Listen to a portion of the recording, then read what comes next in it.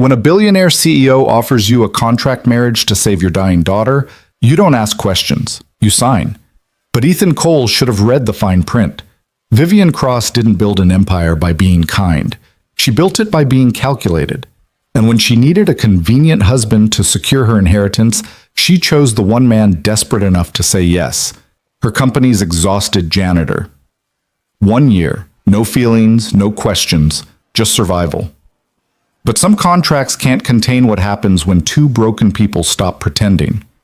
If you want to see how a fake marriage becomes the realest thing either of them has ever known, stay until the end. And don't forget to hit that like button and drop a comment with your city. I want to see how far this story travels. The fluorescent lights in Providence General Hospital's billing office hummed with the same cold indifference as the woman behind the desk. Ethan Cole sat with his daughter Lily's hand clasped in his, her small fingers impossibly fragile against his calloused palm.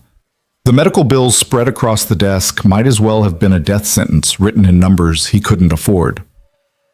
Mr. Cole, we've been more than patient. The billing coordinator's voice carried the practiced sympathy of someone who delivered bad news 40 times a day. But we need to discuss payment arrangements for Lily's treatment. The transplant surgery alone is $340,000.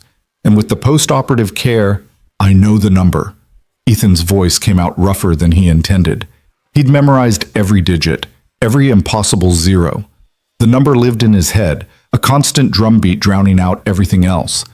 $340,000, plus the $87,000 still owed from Sarah's cancer treatment 2 years ago, plus rent, plus everything else that came with keeping a 7-year-old alive. Lily squeezed his hand. She was too thin, her skin too pale, her eyes too knowing for a child who should have been worrying about second-grade homework, not kidney failure. She'd inherited her mother's delicate features and dark curls, but where Sarah had been vibrant and full of light, Lily was fading. 6 months, the doctors had said.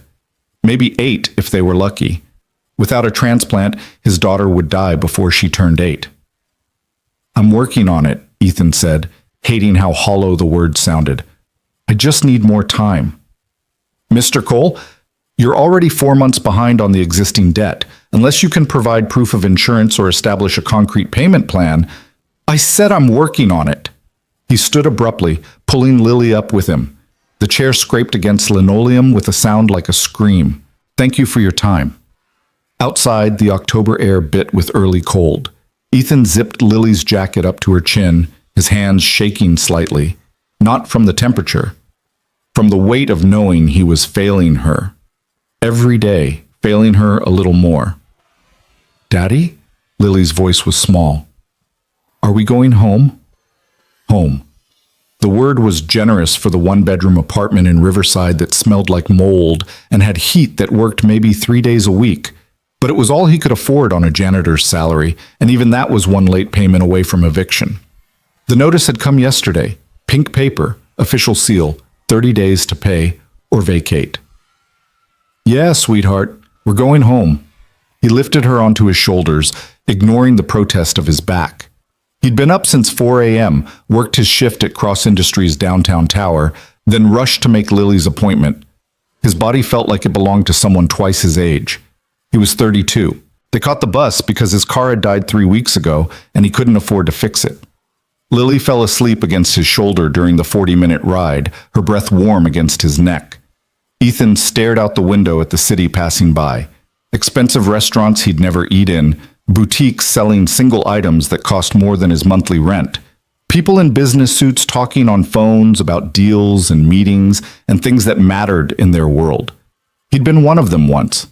Different life. Different person. Before Sarah got sick and the medical bills started coming. Before he'd maxed out every credit card, drained their savings, sold everything they owned. Before he'd lost his engineering job because he'd missed too many days sitting in hospital waiting rooms. Before the only work he could find was night shift janitorial at Cross Industries, mopping floors in the building where he used to have an office. The bus lurched to a stop. Ethan carried Lily the 3 blocks to their apartment, up 4 flights of stairs because the elevator was broken again.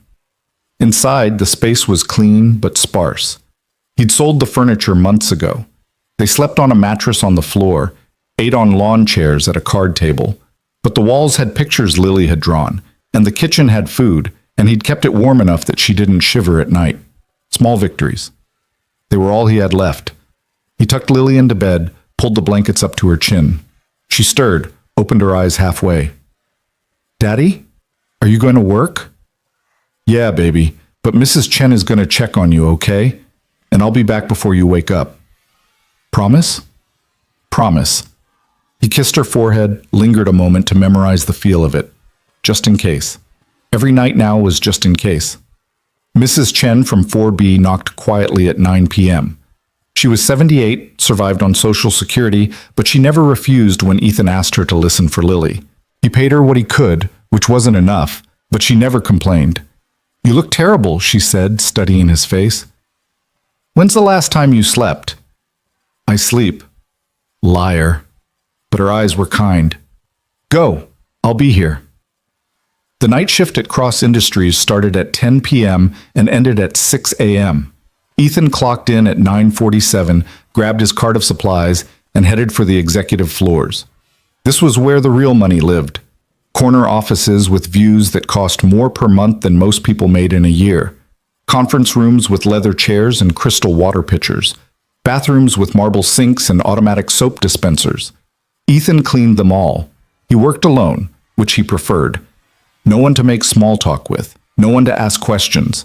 Just him and the vacuum and the chemical smell of industrial cleaner. The executive floor was usually empty by the time he arrived, all the important people gone home to their important lives. Usually. Tonight, the light was on in the corner office. The big one. The one with the name that made other executives whisper, Vivian Cross. Ethan had seen her exactly 3 times in the 8 months he'd worked here. Twice from a distance, crossing the lobby in designer suits that probably cost more than his annual salary. Once up close when he'd been cleaning the executive bathroom and she'd walked in, stopped, stared at him for exactly 3 seconds, then turned and walked out without a word. She hadn't looked at him like he was a person. She'd looked at him like he was furniture that had been placed incorrectly. Now her light was on at 11:30 p.m. and Ethan needed to clean her office. He considered skipping it, coming back later.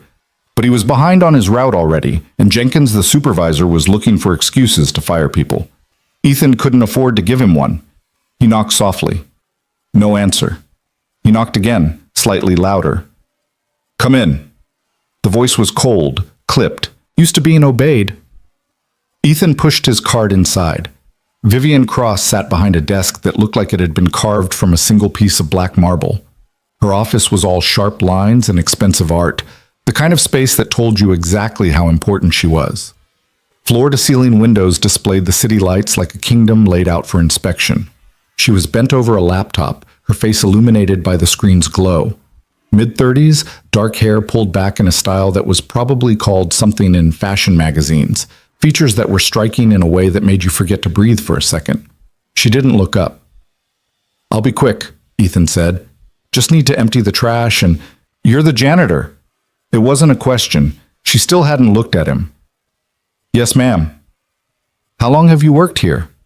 Strange question. 8 months? And before that? Ethan hesitated. Different job. What kind of job? Does it matter? That made her look up. Her eyes were gray, the color of storm clouds. They studied him with an intensity that made him want to step back. "I don't appreciate evasion. What kind of job?" "Structural engineer?" The words came out defensive. "I worked in the Riverside office, got laid off during the recession." "Laid off?" She repeated the words like she was testing them for truth. "Yet you're working as a janitor in the building where you used to have a career." "It's called survival." "Is it?" Something flickered across her face, too quick to read. "Or is it giving up?" The words hit like a slap. Ethan's hands tightened on the handle of his cart. "With respect, ma'am, you don't know anything about my life. I know you're working night shift janitorial despite having an engineering degree. I know you're exhausted. I can see it in your face. I know you're desperate because no one takes this job unless they're out of options." She leaned back in her chair, still studying him. "What I don't know is why. That's personal. Everything is personal, Mr. Cole. That's what people forget. She closed her laptop. I need you to sit down. I'm working. Sit down. Her voice could have frozen water. Ethan sat. His heart was pounding now, a sick fear building in his chest. This was it. Whatever this was, it was the thing that would break him. He could feel it. Vivian stood, walked to the window, her back to him. She was tall, probably 5'10" in the heels that clicked against the marble floor. I'm going to tell you something that doesn't leave this room. If you repeat it, I will destroy you financially and legally. Do you understand? Yes. His mouth was dry. My father built Cross Industries into what it is today. When he died 6 months ago, he left controlling interest to me, with conditions. She paused. I have to be married within 1 year of his death, or control passes to my brother Marcus. Ethan said nothing. He had no idea where this was going. Marcus is an idiot and a sadist. He would drive this company into the ground within 5 years while enriching himself. I can't let that happen. Which means I need a husband. She turned to face him. I need you to be that husband. The words didn't make sense. Ethan stared at her, waiting for the punchline. I'm sorry, what? 1 year, contract marriage. Completely legal, completely documented. You move into my home, attend necessary social functions, maintain the appearance of a legitimate marriage. In exchange, I pay off all your debts. My debts? $427,000 in medical bills and credit card debt. Lily's transplant surgery fully funded, post-operative care fully funded, plus a salary of $200,000 for the year. She said it like she was discussing the weather. After 1 year, we divorce quietly. You walk away with a clean slate and enough money to start over. Ethan couldn't breathe. The number was impossible. The offer was impossible. Why me? Because you're desperate enough to say yes and smart enough to keep your mouth shut. Because you have no family to complicate things. I'm sorry about your wife, by the way. Because you're presentable enough that people will believe I might actually marry you. She crossed her arms. And because your daughter is dying, and you will do anything to save her. That kind of motivation makes you reliable. The casual way she said it, your daughter is dying, made him want to punch something. This is insane. This is business. This is illegal. Marriage fraud is only illegal if we get caught. We won't. My lawyers are excellent. She walked back to her desk, pulled out a folder. The contract is here. Standard prenuptial agreement, non-disclosure clauses, termination conditions. You'll have 48 hours to review it. If you agree, we'll be married by the end of the month. Ethan stood, his legs shaky. I don't know what kind of person you think I am. I think you're a father who would sell his soul to save his daughter. I'm offering you a better deal. She held out the folder. Take it. Read it. Think about Lily lying in that hospital bed. Think about the bills you can't pay. Think about what happens when she runs out of time and you're still out of options. He didn't take the folder. There are other ways. No, there aren't. You've exhausted them all. That's why you're here, cleaning my office at midnight. Her voice softened, just slightly. I'm not a good person, Mr. Cole. I'm not offering this out of kindness. I'm offering it because I need something, and you need something, and we can help each other. That's all this is. That's all this is, he repeated numbly. Yes. What if I say no? Then you say no. I find someone else, your daughter dies, life goes on. She set the folder on the edge of her desk. But you won't say no, because you can't. We both know that. She was right. God help him. She was right. Ethan took the folder. His hands were shaking. I need to think about it. You have 48 hours. After that, the offer expires. She sat back down, opened her laptop. Dismissed. You can finish cleaning now.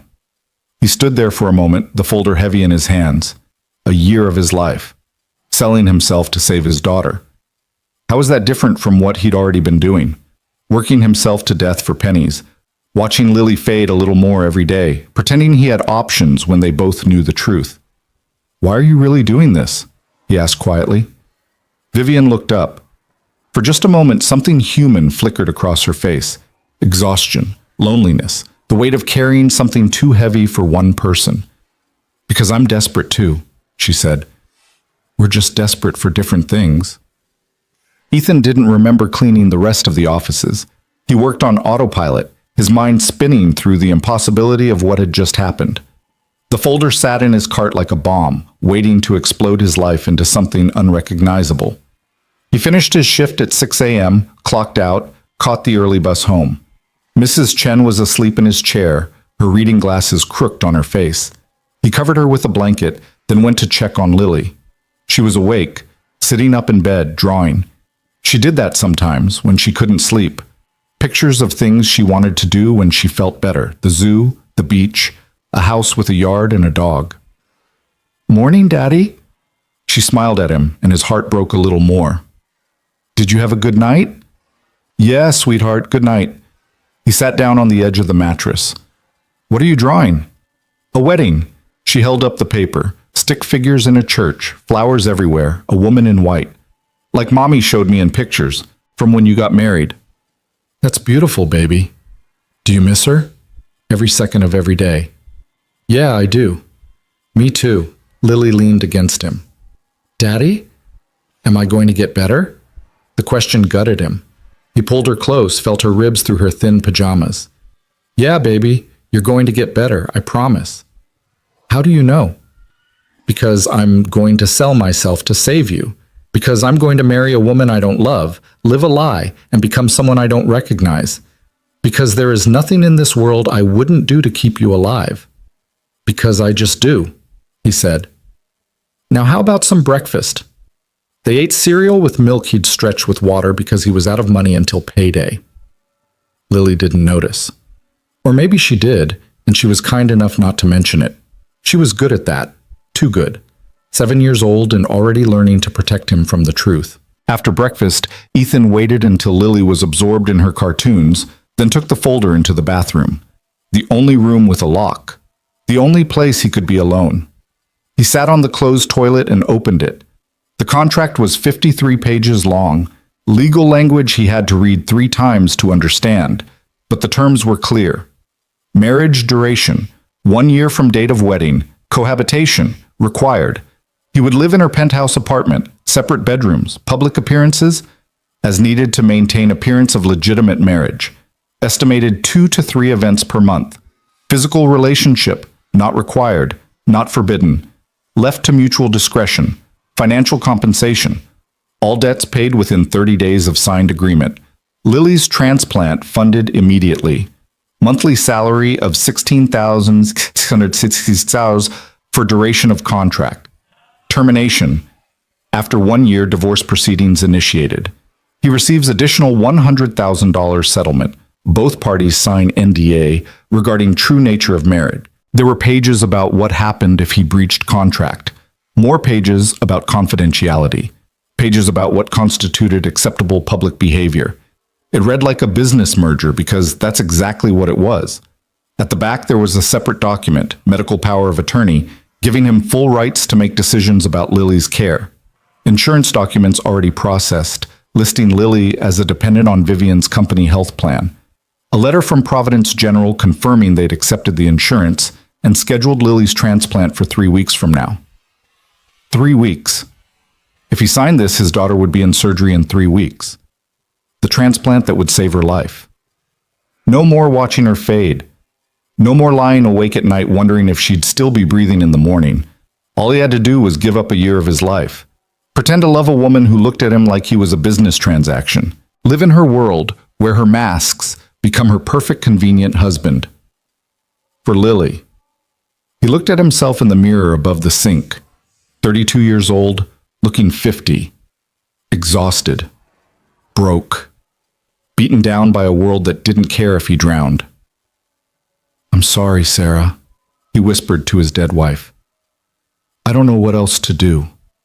She didn't answer. She never did anymore. Ethan picked up the pen that had been clipped to the contract. His hand shook as he signed his name. Up. He called the number on the folder at 7:30 a.m. A man answered, crisp and professional. "Miss Cross's office." "This is Ethan Cole. She told me to call this number." "One moment." The hold music was something classical, probably cost more money than Ethan had ever spent on music in his life. Then a click, and Vivian's voice, perfectly composed despite the early hour. "Mr. Cole, I assume you're calling to accept?" I signed the contract. Excellent. Bring it to my office at 9 a.m. We'll finalize the details. I'm supposed to be sleeping. I work nights, remember? Not anymore. I'm moving you to a position that makes more sense for the CEO's husband. Chief of Building Operations, salary already processed. You start today. She paused. 9 a.m., Mr. Cole. Don't be late. She hung up. Ethan stood in his bathroom holding a dead phone and wondered what he'd just done. At 8:45 a.m., he was standing outside Cross Industries' executive floor, wearing the only suit he still owned. It was 5 years old, didn't fit quite right anymore, but it was clean. He'd left Lily with Mrs. Chen, promising to explain everything later. The folder was tucked under his arm. The receptionist smiled at him with the kind of professional warmth that didn't reach her eyes. Mr. Cole? Ms. Cross is expecting you. Go right in. Vivian's office looked different in daylight. Less dramatic, more clinical. She was standing by the window, phone pressed to her ear, speaking rapid fire about quarterly projections and shareholder meetings. She gestured for him to sit without looking at him. Ethan sat, waited, tried not to feel like he'd just walked into a trap he'd never escape. She finished her call, turned to face him. You brought the contract? He held it out. She took it, flipped through the pages, checking his signature. Good. My lawyer will file the marriage license today. We'll have a civil ceremony on Friday. Just us and 2 witnesses. Nothing romantic. I didn't expect romantic. After the ceremony, you'll move into my apartment. I've already had a room prepared for you. Lily's room is next to yours. I assumed you'd want her with you once she's released from the hospital. Wait. Ethan sat forward. Lily's coming with me? Of course. You're her father. Why would you leave her? Vivian frowned slightly. Unless you'd prefer she stay elsewhere.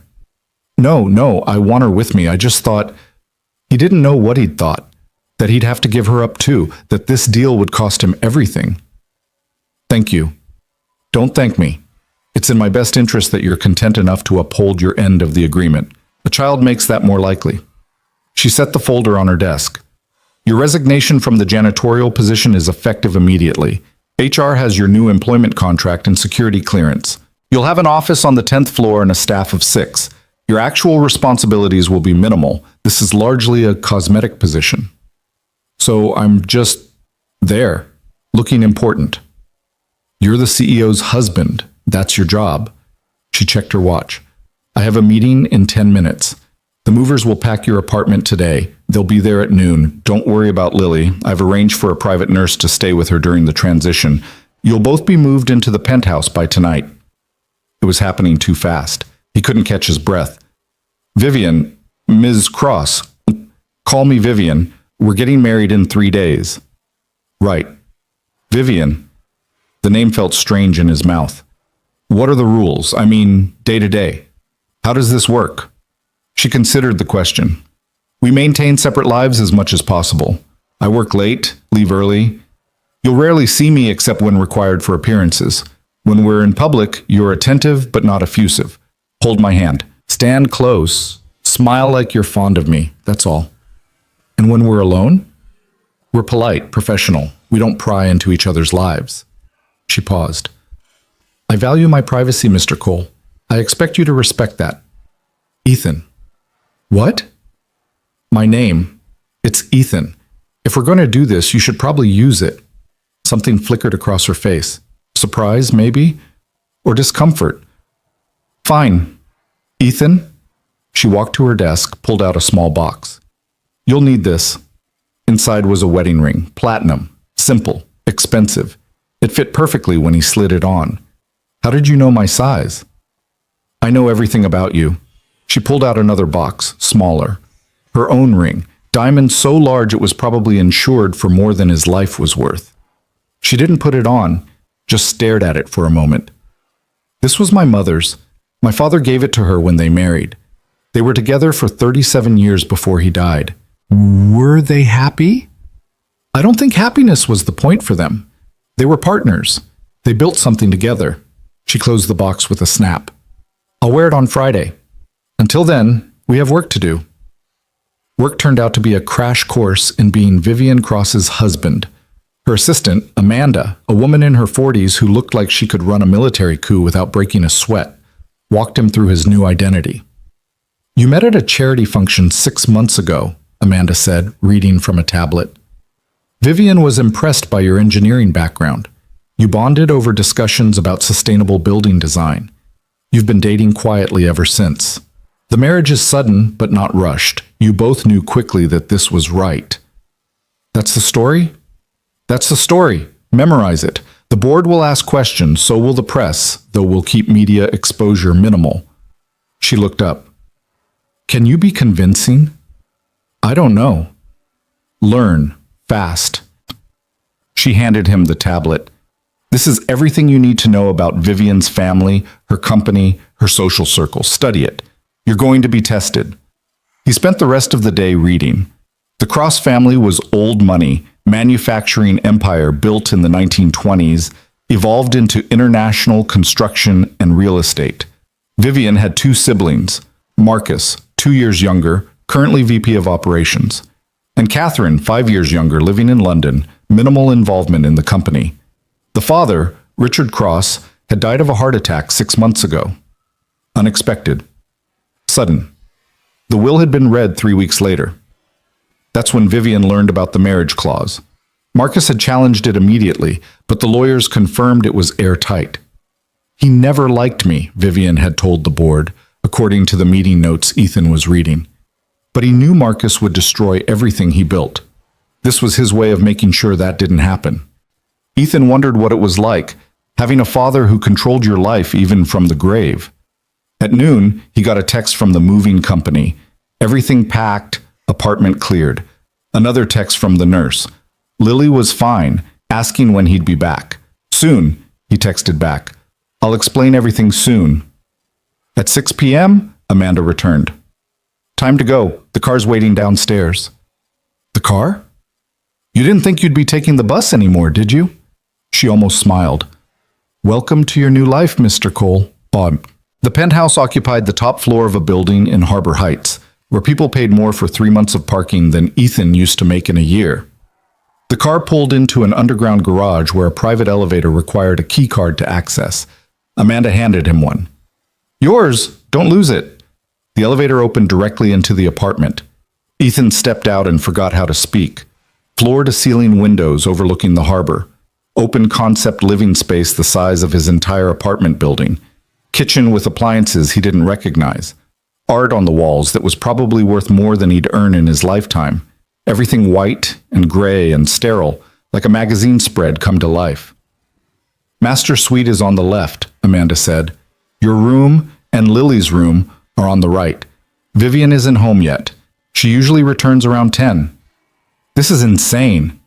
"This is your life now. Get used to it." Amanda headed back to the elevator.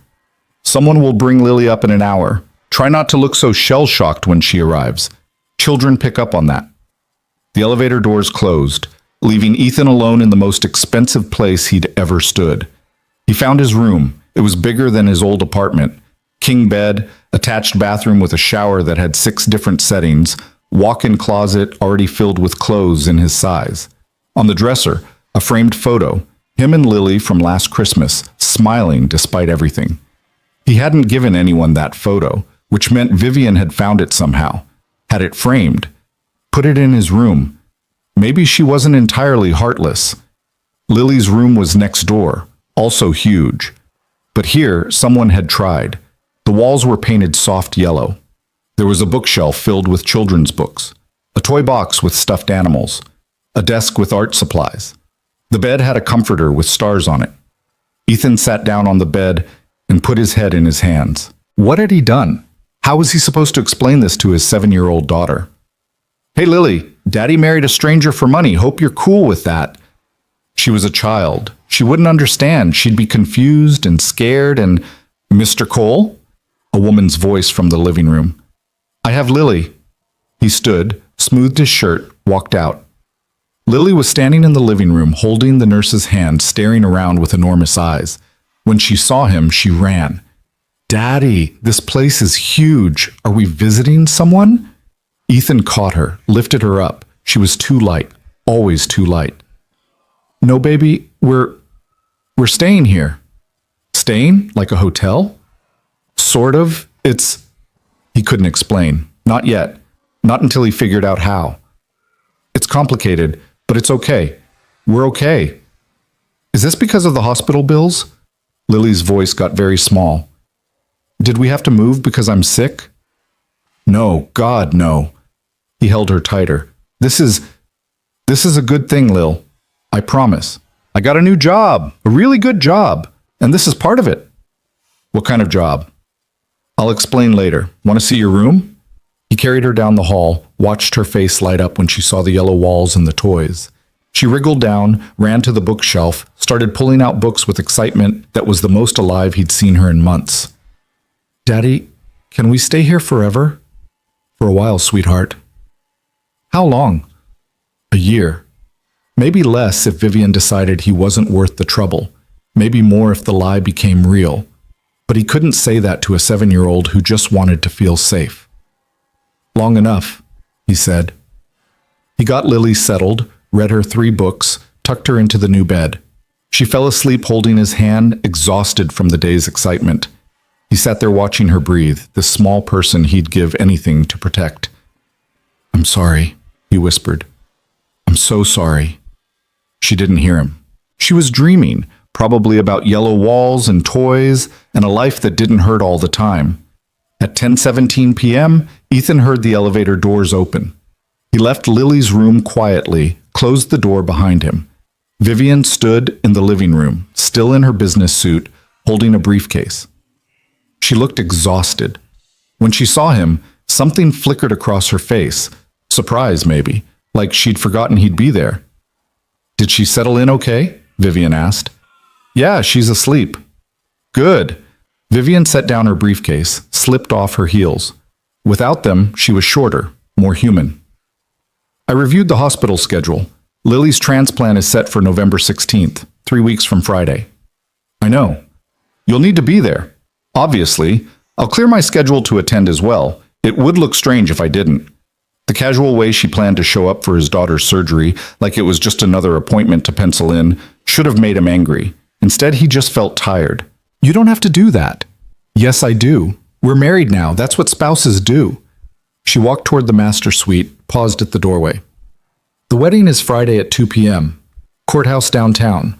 Wear the suit in your closet, not the one you wore today. What's wrong with the one I wore today? It doesn't fit, and it's old. You're supposed to be marrying a CEO, not applying for food stamps. She said it without malice, just stating facts. Good night, Ethan. Good night. She closed the door. He heard the lock click. Ethan stood in the enormous living room, surrounded by luxury he hadn't earned and didn't want, wearing a stranger's ring on his finger. Through the windows, the city sprawled out below him, millions of lights marking millions of lives. Real lives. Not this artificial thing he'd constructed from desperation and lies. But Lily was asleep in a warm bed, in a safe place, with a surgery scheduled that would save her life. He'd sold his soul for less. Friday would make it official. The courthouse smelled like floor wax and broken promises. Ethan stood in a hallway that had seen 1,000 endings, divorces, custody battles, restraining orders, waiting for his beginning. The suit Vivian had chosen fit perfectly, charcoal gray with subtle pinstripes, probably cost more than 3 months of his old rent. He tugged at the collar anyway, feeling like an imposter dressed in someone else's life. Lily sat beside him on the wooden bench, swinging her legs, humming something tuneless. She wore a new dress too, pale blue with white flowers, because Vivian had sent clothes for her as well. Practical. Efficient. Everything about this woman was calculated down to the smallest detail. Daddy, why are we at a courthouse? Lily asked for the 3rd time. I told you, sweetheart, grown-up stuff. What kind of grown-up stuff? Before he could answer, the elevator opened and Vivian emerged. She wore a cream-colored suit, her hair down for once, falling in dark waves past her shoulders. She looked softer somehow, though her expression remained unreadable. Behind her walked 2 people Ethan didn't recognize, a man in his 60s, gray-haired and distinguished, and a woman about Vivian's age with kind eyes. Ethan? Vivian's voice was carefully neutral. This is Robert Chen, my father's attorney, and Sarah Mitchell, my personal assistant. They'll be our witnesses. The name Sarah hit him like a fist, his dead wife's name in this stranger's mouth, attached to this lie he was about to make legal. Ethan forced himself to nod. Nice to meet you. Vivian's eyes dropped to Lily, and something flickered across her face. Discomfort, maybe, or uncertainty. She clearly hadn't expected him to bring his daughter to their fake wedding. Hello. Lily, bless her, had no sense of adult tension. She smiled brightly. Hi. Are you Daddy's friend? Yes, Vivian said after a pause. Something like that. I like your suit. You look like a princess. The comment seemed to startle Vivian. She glanced at Ethan, then back at Lily. Thank you. You look very pretty yourself. Daddy bought me this dress. Well, someone bought it. There were lots of new clothes when we moved. Lily's face scrunched in confusion. I don't really understand what's happening. That makes two of us, Vivian said quietly, and for just a second, Ethan saw something real behind her mask. Fear, maybe. Or regret. The courthouse official called their names. Colin Cross, Judge Morrison is ready. They filed into a small room with wood paneling and fluorescent lights. Judge Morrison was a woman in her 50s with tired eyes that had probably seen this exact scene play out 100 times. Quick weddings, couple barely looking at each other, going through motions rather than emotions. This is a civil ceremony, she said, brief and legally binding. Do you have the license? Robert handed over the paperwork. The judge reviewed it, nodded. Very well, please face each other. Ethan turned to Vivian. Up close, he could see the fine lines around her eyes, the careful makeup that didn't quite hide the exhaustion underneath. Her hands were shaking slightly, so she was nervous too. Somehow that made him feel marginally less terrified. Do you, Vivian Marie Cross, take Ethan James Cole to be your lawfully wedded husband? Vivian's voice didn't waver. I do. Do you, Ethan James Cole, take Vivian Marie Cross to be your lawfully wedded wife? This was it. The moment everything changed. Ethan thought about Lily's surgery in 3 weeks, the bills that would be paid, the life his daughter would get to live. He thought about Sarah, who would probably understand even if she couldn't forgive him. He thought about the man he used to be before the world broke him down into someone who would marry for money. I do. Rings? They'd already been wearing them for days, but they made a show of it anyway. Ethan slid the massive diamond onto Vivian's finger. She slid the platinum band onto his. Her hands were ice cold. By the power vested in me by the state, I now pronounce you husband and wife. Judge Morrison looked between them with something that might have been pity. You may kiss. Neither of them moved. The silence stretched, awkward and thick. Robert cleared his throat. Sarah looked at the floor. Lily, oblivious to the tension, kicked her feet against the bench. Finally, Vivian leaned forward and pressed her lips to Ethan's cheek. Brief, chaste, perfunctory. Congratulations, the judge said, sounding like she didn't mean it. Sign here, please. They signed. Robert and Sarah signed as witnesses. The judge stamped the document with a sound like a cell door closing. Just like that, Ethan Cole became someone's husband again. Not because of love, not because of choice, because the world had run out of options and desperation was the only currency left that mattered. Outside the courthouse, Vivian checked her phone immediately. I have a board meeting in 40 minutes. Robert will handle filing the marriage certificate. The announcement will go to the press this evening. Just a brief statement, nothing elaborate. What should I do? Take Lily home. Get settled. There's a credit card in your name on the kitchen counter. Use it for whatever you need. I'll be late tonight. Don't wait up. She started toward a waiting black car, then paused. Oh, and Ethan? We're hosting dinner tomorrow night, my mother and Marcus. They'll want to meet you. His stomach dropped. Your family? Already? The sooner we establish normalcy, the better. Be charming. Answer questions carefully. Remember the story. She slid into the car without another word. Robert approached as the car pulled away. She's not as cold as she seems. Could have fooled me.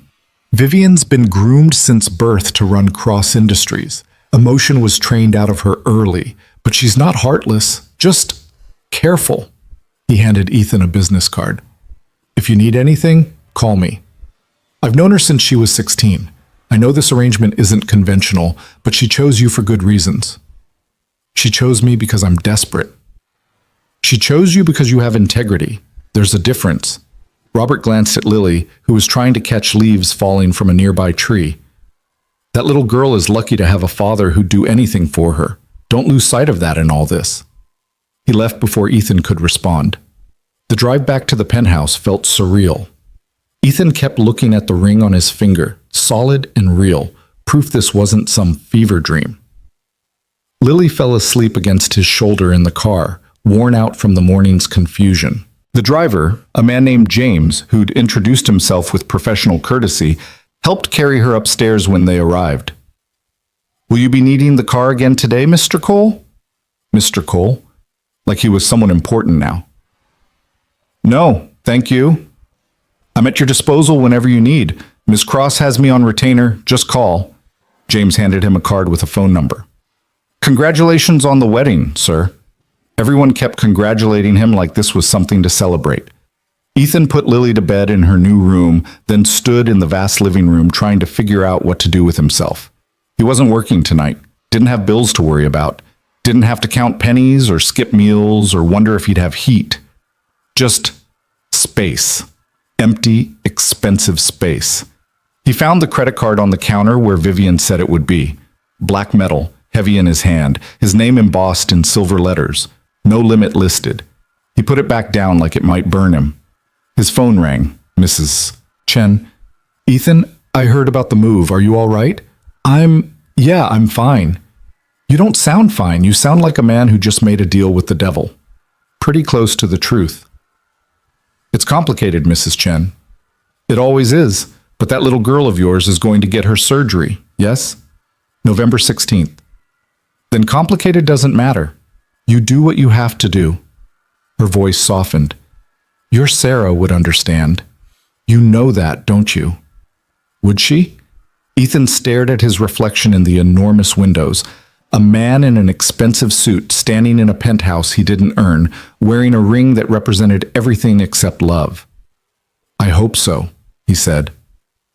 That evening, the news broke. Ethan saw it on his phone first, then on every news site he checked, then trending on social media. Billionaire CEO Vivian Cross marries in private ceremony. The statement was brief, just like she'd said. The couple met 6 months ago, found connection through shared professional interest, decided to marry quietly to avoid media spectacle. The comments were brutal. Gold digger, obviously married her for money. Who is this guy? Never heard of him. She could do so much better. What a downgrade. Probably a green card situation. Follow the money. Ethan closed his phone before he could read more. It didn't matter what strangers thought, except it did, because part of him wondered if they were right. Maybe he was exactly what they said he was, someone who'd sold himself for financial security. How was that different from any other transaction? Vivian came home at 11 p.m. Ethan was still awake, sitting in the dark living room, watching the city lights. She stopped when she saw him, surprise crossing her features. I thought you'd be asleep. Couldn't? She set down her briefcase, loosened her jacket. You read the comments. Some of them. Don't. People are cruel when they're anonymous. She walked to the kitchen, poured herself a glass of wine from a bottle that probably cost more than his car used to. They'll get bored soon. Move on to the next scandal. Is that what we are? A scandal? We're a headline. There's a difference. She took a long drink, then looked at him directly for the first time since the wedding. Are you having second thoughts? Would it matter if I was? No, the contract is signed, but I'd prefer to know if you're going to be a problem. The casual way she said it, you're going to be a problem, made anger flash hot in his chest. I'm a human being, not a business asset. In this arrangement, you're both. She didn't say it cruelly, just stating facts. I know this isn't easy for you, but it's not easy for me either. We both made choices. Now we live with them. Did you love him? What? Your father, the man who put that clause in his will. Did you love him? Vivian's expression went carefully blank. That's not relevant. It feels relevant. You're doing all this to keep his company. But was he worth it? She was quiet for a long moment, staring into her wine glass like it held answers. When she finally spoke, her voice was softer than he'd ever heard it. My father was complicated. He was brilliant and demanding and impossible to please. He raised me to be strong, but his version of strength looked a lot like coldness. He never said he loved me, not once, but he left me his legacy, which I think was his way of saying I was capable. So yes, he was worth it, even if he broke something in me to make me worthy of it. The honesty surprised him, this glimpse of something raw underneath her armor. I'm sorry, Ethan said. Don't be. I'm not. She finished her wine, rinsed the glass with precise movements. Tomorrow night, dinner at 7. My mother, Eleanor, will be polite but calculating. Marcus will be hostile. Be prepared. What should I wear? Not the suit from today, the dark blue one in your closet. And Ethan? She paused at the entrance to her bedroom. Thank you for bringing Lily to the ceremony. It made it feel less hollow. Before he could respond, she was gone, door closed, lock clicking into place. Ethan sat in the dark for another hour trying to understand the woman he'd just married, trying to understand himself for agreeing to this, trying to figure out how to navigate a life that felt like walking through a minefield blindfolded. Eventually, he went to check on Lily. She was sprawled across the bed, one arm hanging off the edge, completely at peace. He pulled the blanket over her, kissed her forehead. I'm doing this for you, he whispered. I hope someday you'll understand. She sighed in her sleep, smiled slightly, dreaming of something good, he hoped. Something better than the life they'd been living. The next evening, Ethan stood in front of his closet trying to remember the last time he'd cared what he wore. The blue suit fit perfectly, paired with a crisp white shirt and a tie that probably cost more than his weekly grocery budget used to. He looked like someone successful, someone who belonged in this world. The illusion was almost convincing. Lily sat on his bed, watching him with serious eyes. Are important people coming over? Sort of. Vivian's family. Is she your girlfriend now? The question hit him sideways. He'd been avoiding this conversation, hoping Lily was too young to need the full truth. But she was 7, not stupid. She knew something had changed. It's more complicated than that, sweetheart. Are you going to get married? We already are. That's what we did yesterday at the courthouse. Lily's eyes went wide. You got married? To the princess lady? Her name is Vivian, and yes. But you didn't tell me. Why didn't you tell me? Because it happened fast, and I wasn't sure how to explain it. Ethan sat down beside her, took her small hands in his. Remember how sick you've been, how we've been worried about the hospital bills. She nodded, suddenly solemn. Vivian is helping us.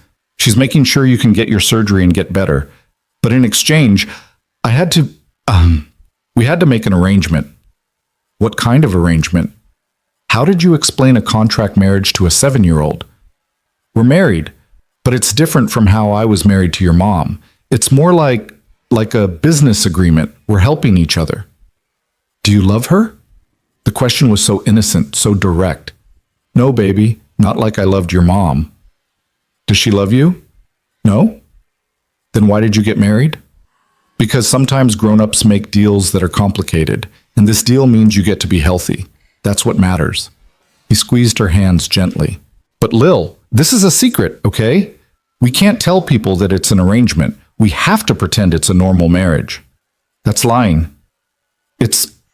Yes, it's lying. And I'm sorry. I know I've always told you lying is wrong, but sometimes you have to lie to protect people, Lily finished. Her voice was sad, too understanding for her age. Like how I pretended to feel okay when I was really scared at the hospital because I didn't want you to worry more. His heart broke. Oh, sweetheart, you shouldn't have to do that. But I did, because you were already so sad about Mommy and the money and everything. She looked at him with those two wise eyes. I'm not dumb, Daddy. I know things are hard, If marrying the princess lady makes things better, then it's okay. I can pretend. You shouldn't have to. I want to, for you. She hugged him tight. But Daddy, will she be nice to me? I think so. She's not warm, but she's not cruel. And she made your room nice, didn't she?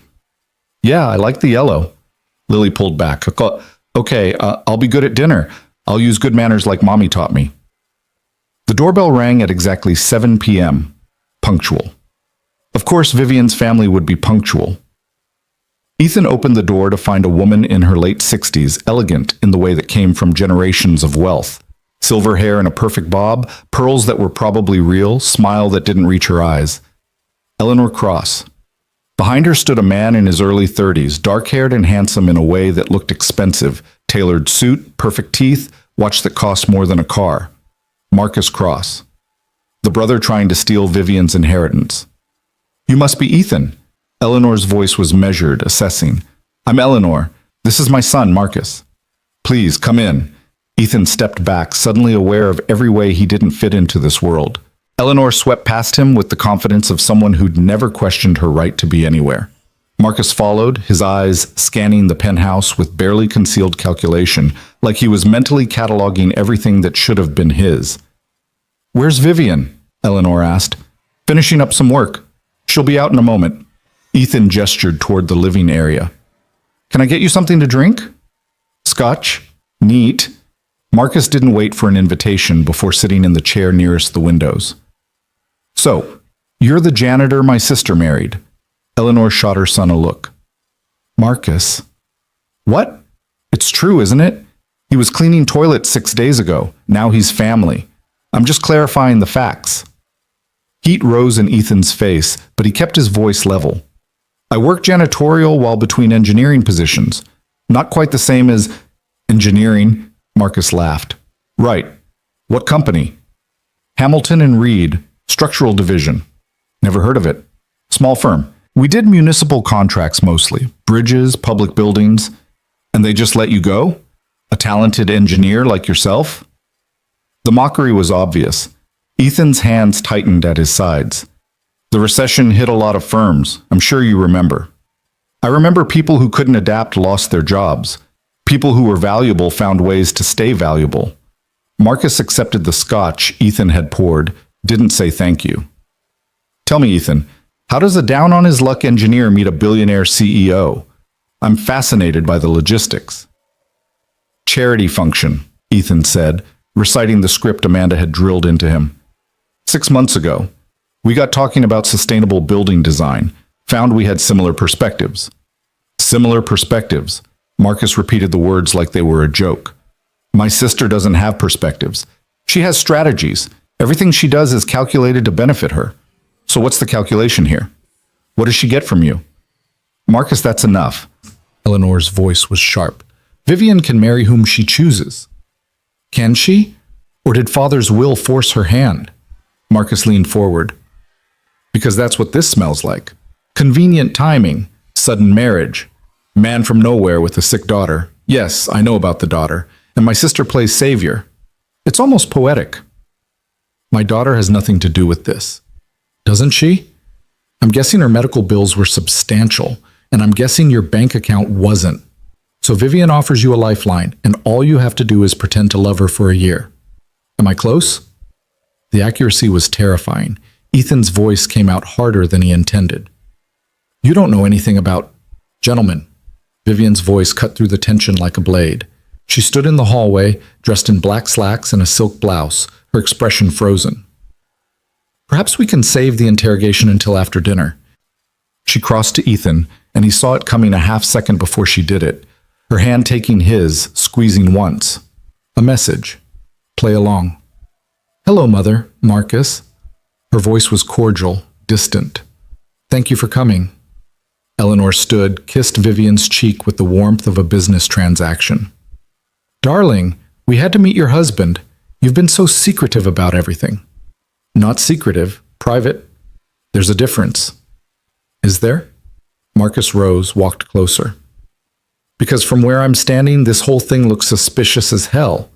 You need to be married. Suddenly, you're married. To someone you've never mentioned. Someone who has every financial reason to say yes. Be careful, Marcus. Vivian's voice dropped to ice. Accusations require proof. I'll find it. No, you won't, because there's nothing to find. She turned to Ethan, and something in her expression shifted, softer, almost convincing. We should eat. I believe the caterer has everything ready. Dinner was catered by some restaurant Ethan had never heard of, served by staff who appeared and disappeared like ghosts. The food was exquisite and tasted like ash in his mouth. He sat beside Vivian at the long dining table, painfully aware of every move he made, every word he chose. Eleanor asked polite questions about his background, where he grew up, Providence, working-class neighborhood, where he went to school, state university, scholarships and loans, what his parents did. Father was a mechanic, mother was a teacher, both dead now. She nodded at each answer, filing information away with the efficiency of someone building a dossier. Marcus barely touched his food. He watched Ethan and Vivian with predatory focus, looking for cracks in the facade. So, Ethan, Eleanor dabbed her mouth with a napkin. Vivian tells me you have a daughter, Lily, correct? Yes, ma'am. She's 7. And her mother? The question felt like a trap. Passed away 2 years ago, cancer. I'm very sorry. That must have been difficult. Eleanor's voice held practiced sympathy. It's admirable that you've managed alone. Single fatherhood is challenging. It has its moments. I imagine Vivian's resources have been helpful. Children are expensive, especially when they're unwell. There it was. The polite way of asking if he'd married for money. Vivian's hand found his under the table, squeezed hard, warning him to be careful. Vivian has been generous, Ethan said slowly, but I married her because I care about her, not because of what she can provide. Of course. Eleanor smiled like she didn't believe a word. Though one must admit the timing is convenient, her father's will, your daughter's illness, it all lines up rather neatly. Mother, stop. Vivian's voice was sharp. Ethan is my husband. You'll treat him with respect or you can leave. I'm simply asking questions, darling. Surely if the marriage is legitimate, there's no harm in questions. But the marriage is legitimate, legally binding, publicly acknowledged. What more do you want? I want to know my daughter isn't making a mistake that will cost her everything father built. Eleanor set down her wine glass with a soft click. Richard wanted you to marry, yes, but he wanted you to marry appropriately. Someone from our world. Someone who understands the responsibilities that come with the cross name. You mean someone you could control? Vivian's voice was sharp now, controlled fury burning underneath. Father wanted me married because he didn't trust me to run the company alone. But I am running it successfully, and Ethan is my choice. If you can't accept that, that's your problem, not mine. It becomes my problem when Marcus challenges the will, when he brings evidence to the board that this marriage is a sham designed to circumvent Richard's intentions. Eleanor looked at Ethan. Tell me, Mr. Cole, do you love my daughter? The silence stretched. Everyone at the table was waiting for his answer. Marcus wore a slight smirk. Sure, Ethan would fail this test. Eleanor watched with calculating eyes. Vivian's hand was still gripping his, her body tense. Ethan thought about the contract sitting in a drawer in his room. Thought about the ring on his finger that represented a business transaction. Thought about Lily asleep upstairs, who would live because of this lie. He looked at Vivian. Really looked at her. The exhaustion in her eyes. The weight she carried that had nothing to do with money and everything to do with proving herself worthy of a dead man's approval. The loneliness that came from building walls so high no one could climb them. Yes, he said quietly. I love her. Vivian's eyes widened slightly. Surprise, or maybe something else. Her grip on his hand loosened. She's brilliant and driven and stronger than anyone I've ever met. She doesn't need me to fix her or save her. She chose me despite having 1,000 better options, and every day I wake up grateful that she did. The words came easier now, half truth and half lie blurring together. I'm not from your world. I don't have the right credentials or the right background, but I love your daughter. That's not complicated. The silence that followed felt heavy. Eleanor studied him with new intensity. Marcus's smirk had faded. Vivian's voice, when she finally spoke, was barely above a whisper. Ethan. He squeezed her hand, held her gaze. It's the truth. Was it? He didn't know anymore. Maybe lies told convincingly enough became real. Eleanor stood abruptly. I think we should go, Marcus. We've taken enough of their evening. Mother, Marcus started to protest. Now, Marcus. Her tone left no room for argument. They left with cold goodbyes and tight smiles. The door closed behind them with a soft click. Ethan and Vivian stood in the suddenly silent penthouse, still holding hands, neither moving. You didn't have to say that, Vivian said finally. Yes, I did. That's what they needed to hear. Was it true? He didn't answer. Couldn't, because he didn't know how to separate performance from reality anymore. Vivian pulled her hand away, stepped back. You're good at this. Better than I expected. At lying? At making it look real. She walked to the window, hugged her arms around herself. Marcus isn't going to stop. He'll keep digging, keep looking for proof. Then we'll keep being convincing. For a year. For a year, Ethan echoed. She turned to face him, and in the city lights filtering through the windows, she looked vulnerable, young. What if he finds something? What if he proves the contract? He won't. You don't know that. Then we make sure he has nothing to find. Ethan crossed to her, stood close enough to see the doubt in her eyes. You said this was a business arrangement, so treat it like one. We show up, we play the part, we give them nothing to question. That's simple. That's simple. But neither of them believed it. Vivian looked at him for a long moment, something unreadable in her expression. Then she nodded once, sharp and decisive. Fine. We have a gala next weekend, hospital fundraiser, black tie. You'll need to be charming. I can do charming. Can you dance? The question caught him off guard. It's been a while. Why? Because there will be dancing, and people will watch us, and it needs to look natural. She hesitated. We should practice. Now? Why not? Unless you have somewhere better to be. She walked to a hidden panel in the wall, pressed something. Music filled the space. Something classical, elegant, the kind of music people dance to at events where the champagne costs more than rent. Vivian held out her hand. Ethan took it. She stepped close, placed his other hand on her waist. Her own hand rested on his shoulder. They started to move, awkward at first, finding rhythm. You're stiff, she murmured. You're terrifying. A ghost of a smile touched her lips. Relax, it's just dancing. Just dancing. Except it wasn't. It was two people playing pretend, trying to create something believable from nothing. Her hand was warm in his. She smelled like expensive perfume, and something underneath that was just her. She was taller than Sarah had been, moved differently, felt like a stranger in his arms. You did well tonight, Vivian said quietly. With my family. I said what needed to be said. Was any of it true? What you said about me? He thought about it, about her strength that looked like coldness, about the way she'd made sure Lily's room was painted yellow, about how she'd sat alone in her office at midnight, carrying the weight of a dead man's expectations. Some of it, he admitted. They danced in silence, circling the living room. The city sparkled outside the windows.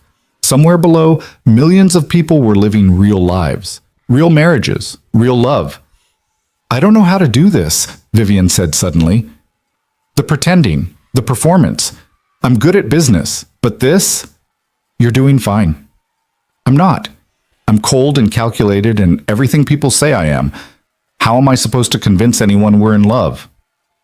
The same way I am, by remembering why we're doing this. She met his eyes. Your daughter. Your company. Is that enough? It has to be. The song ended. They stood there, hands still joined, the space between them charged with something Ethan couldn't name. Not attraction, exactly, but recognition, maybe.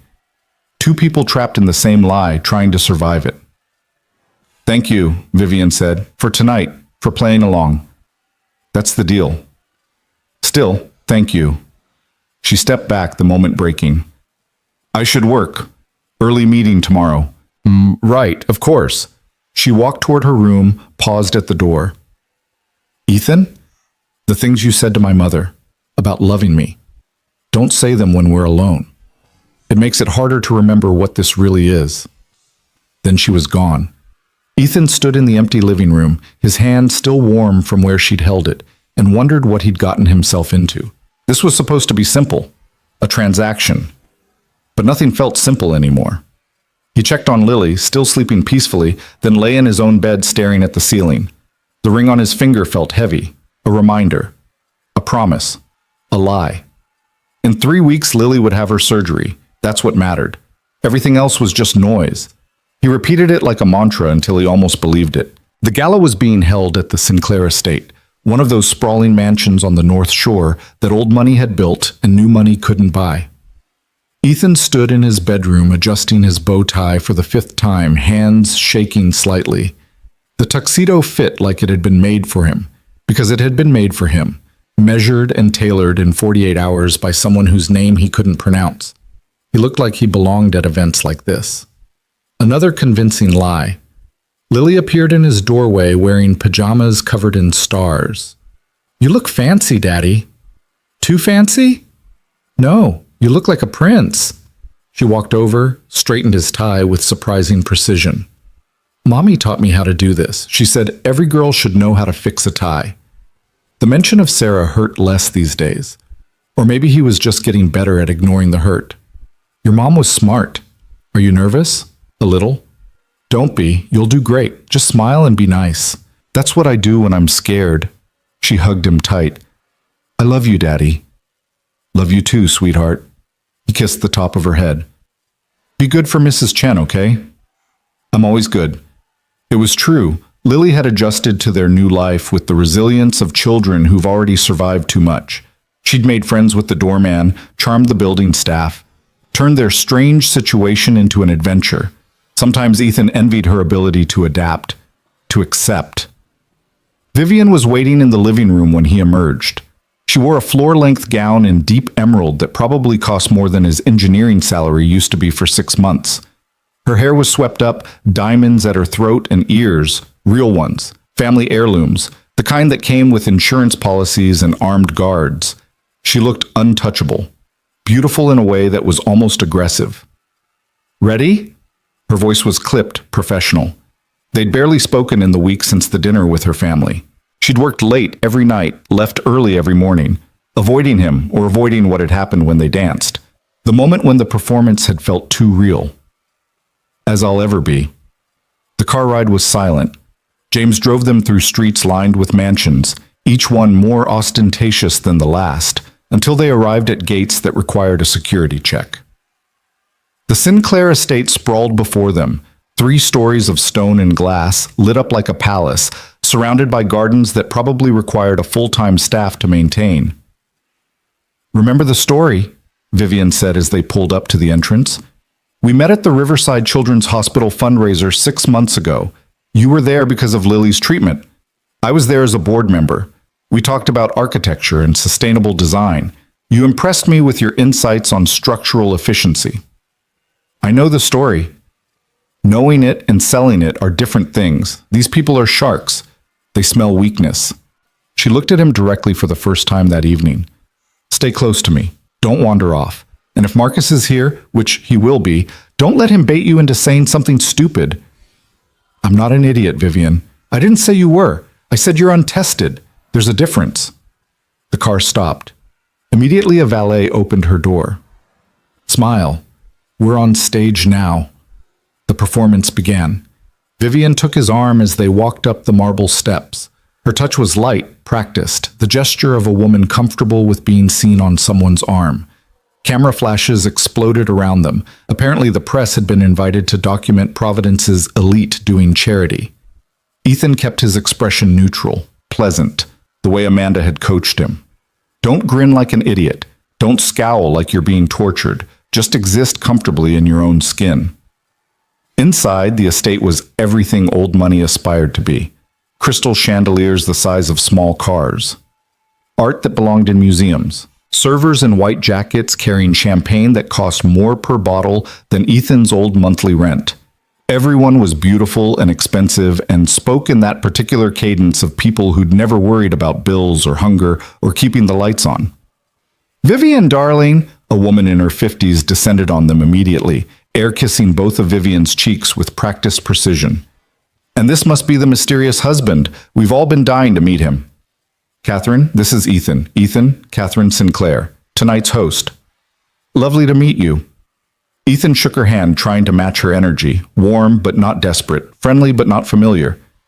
Charmed, Catherine's eyes swept over him, cataloging and assessing.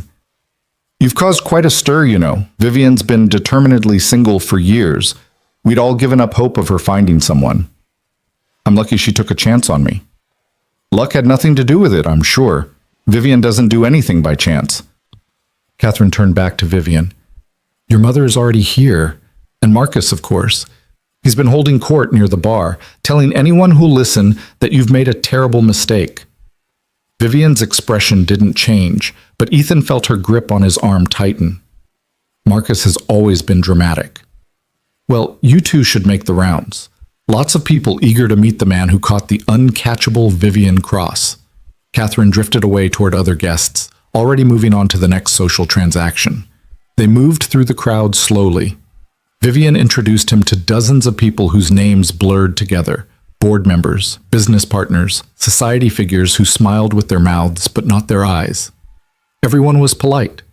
Everyone was curious. Everyone was clearly wondering what the hell Vivian Cross was doing with a man who hadn't been born into their world. Ethan played his part. He was attentive but not clingy, answering questions about his background with the careful honesty they'd scripted. Yes, he'd worked in engineering. The recession had been difficult. He'd taken whatever work he could find to support his daughter. He let them see just enough struggle to be real, not so much that he looked pathetic, walking a tightrope between sympathetic and suspicious. You're doing well, Vivian murmured during a brief moment alone. They stood near the windows overlooking the garden, champagne glasses in hand as cover. Better than I expected. You expected me to embarrass you? I expected you to be uncomfortable. You're not showing it. I'm terrified. I'm just good at hiding it. He took a sip of champagne that tasted like liquid gold and felt wasteful. Your mother is staring at us. She's always staring, cataloging weaknesses, planning her next move. Vivian's jaw tightened. She didn't believe what you said at dinner about loving me. She thinks you're a con artist. Am I not? The question made her look at him sharply. What? I married you for money. To save my daughter. That's the definition of a con, isn't it? It would be if you were lying about the terms. You're not. We both know exactly what this is. She turned back to the crowd, her expression carefully neutral. Don't confuse honesty between us with honesty to them. Those are different things.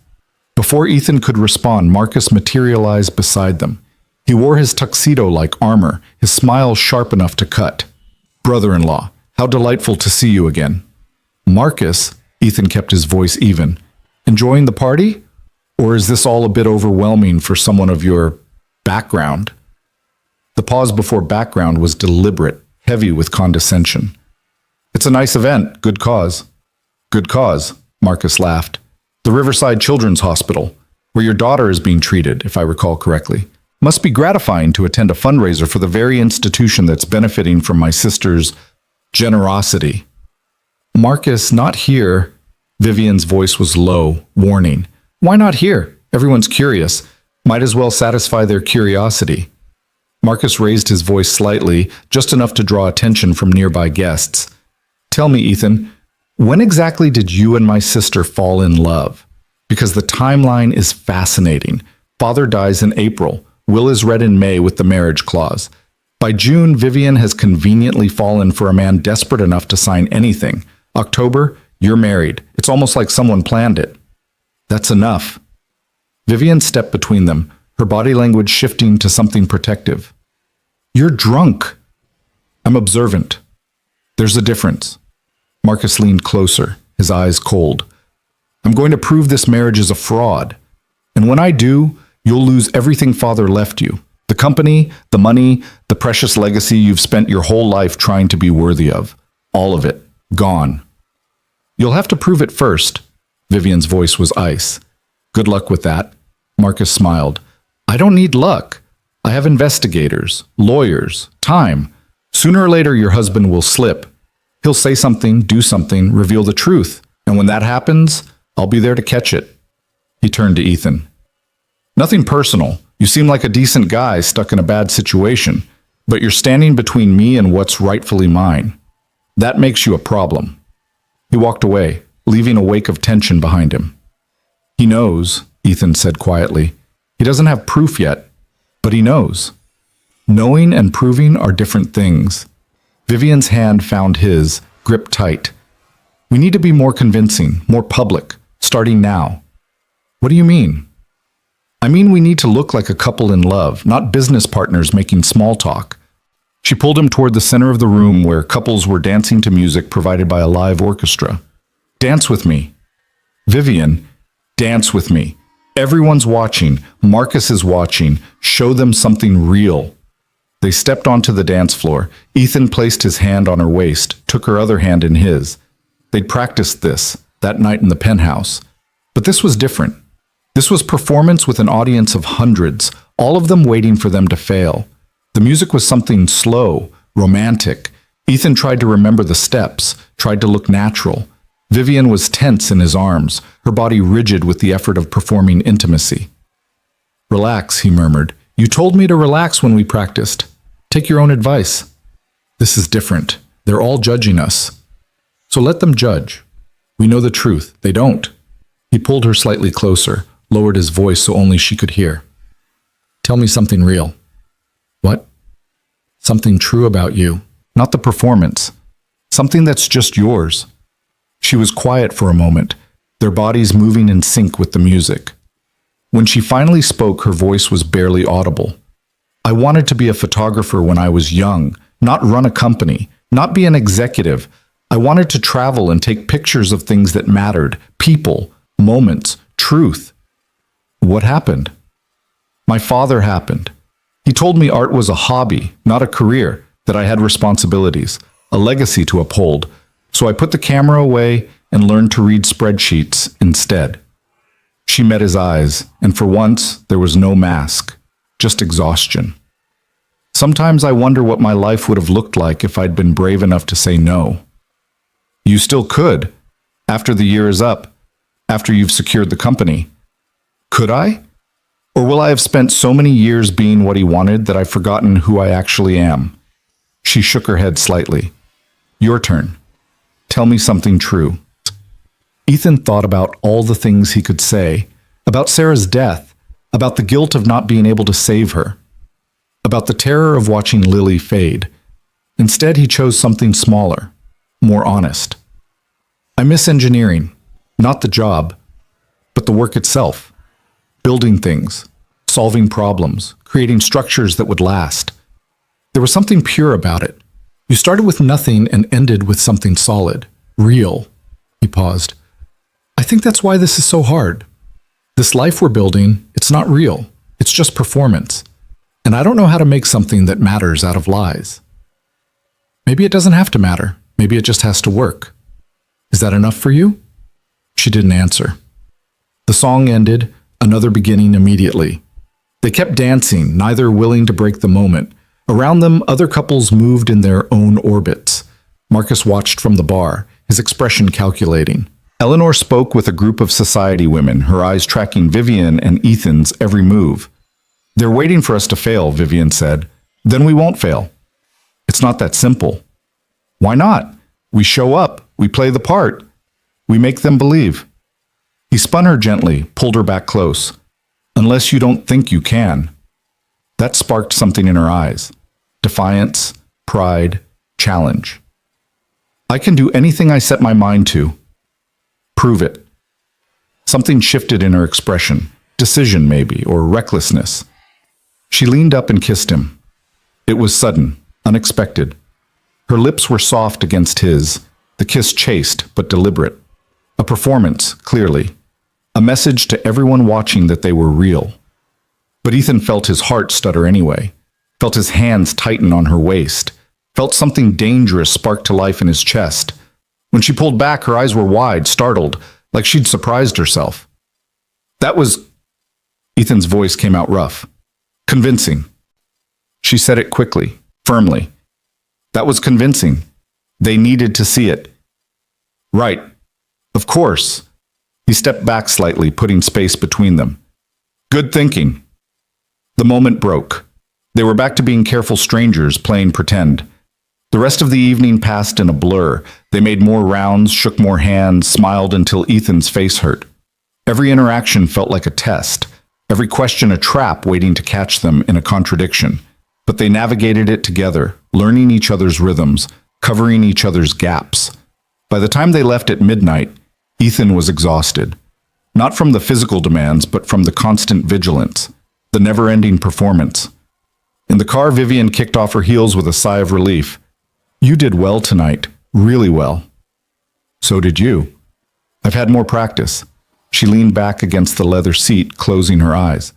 Marcus is going to escalate. Tonight proved that. He's not going to wait for us to slip.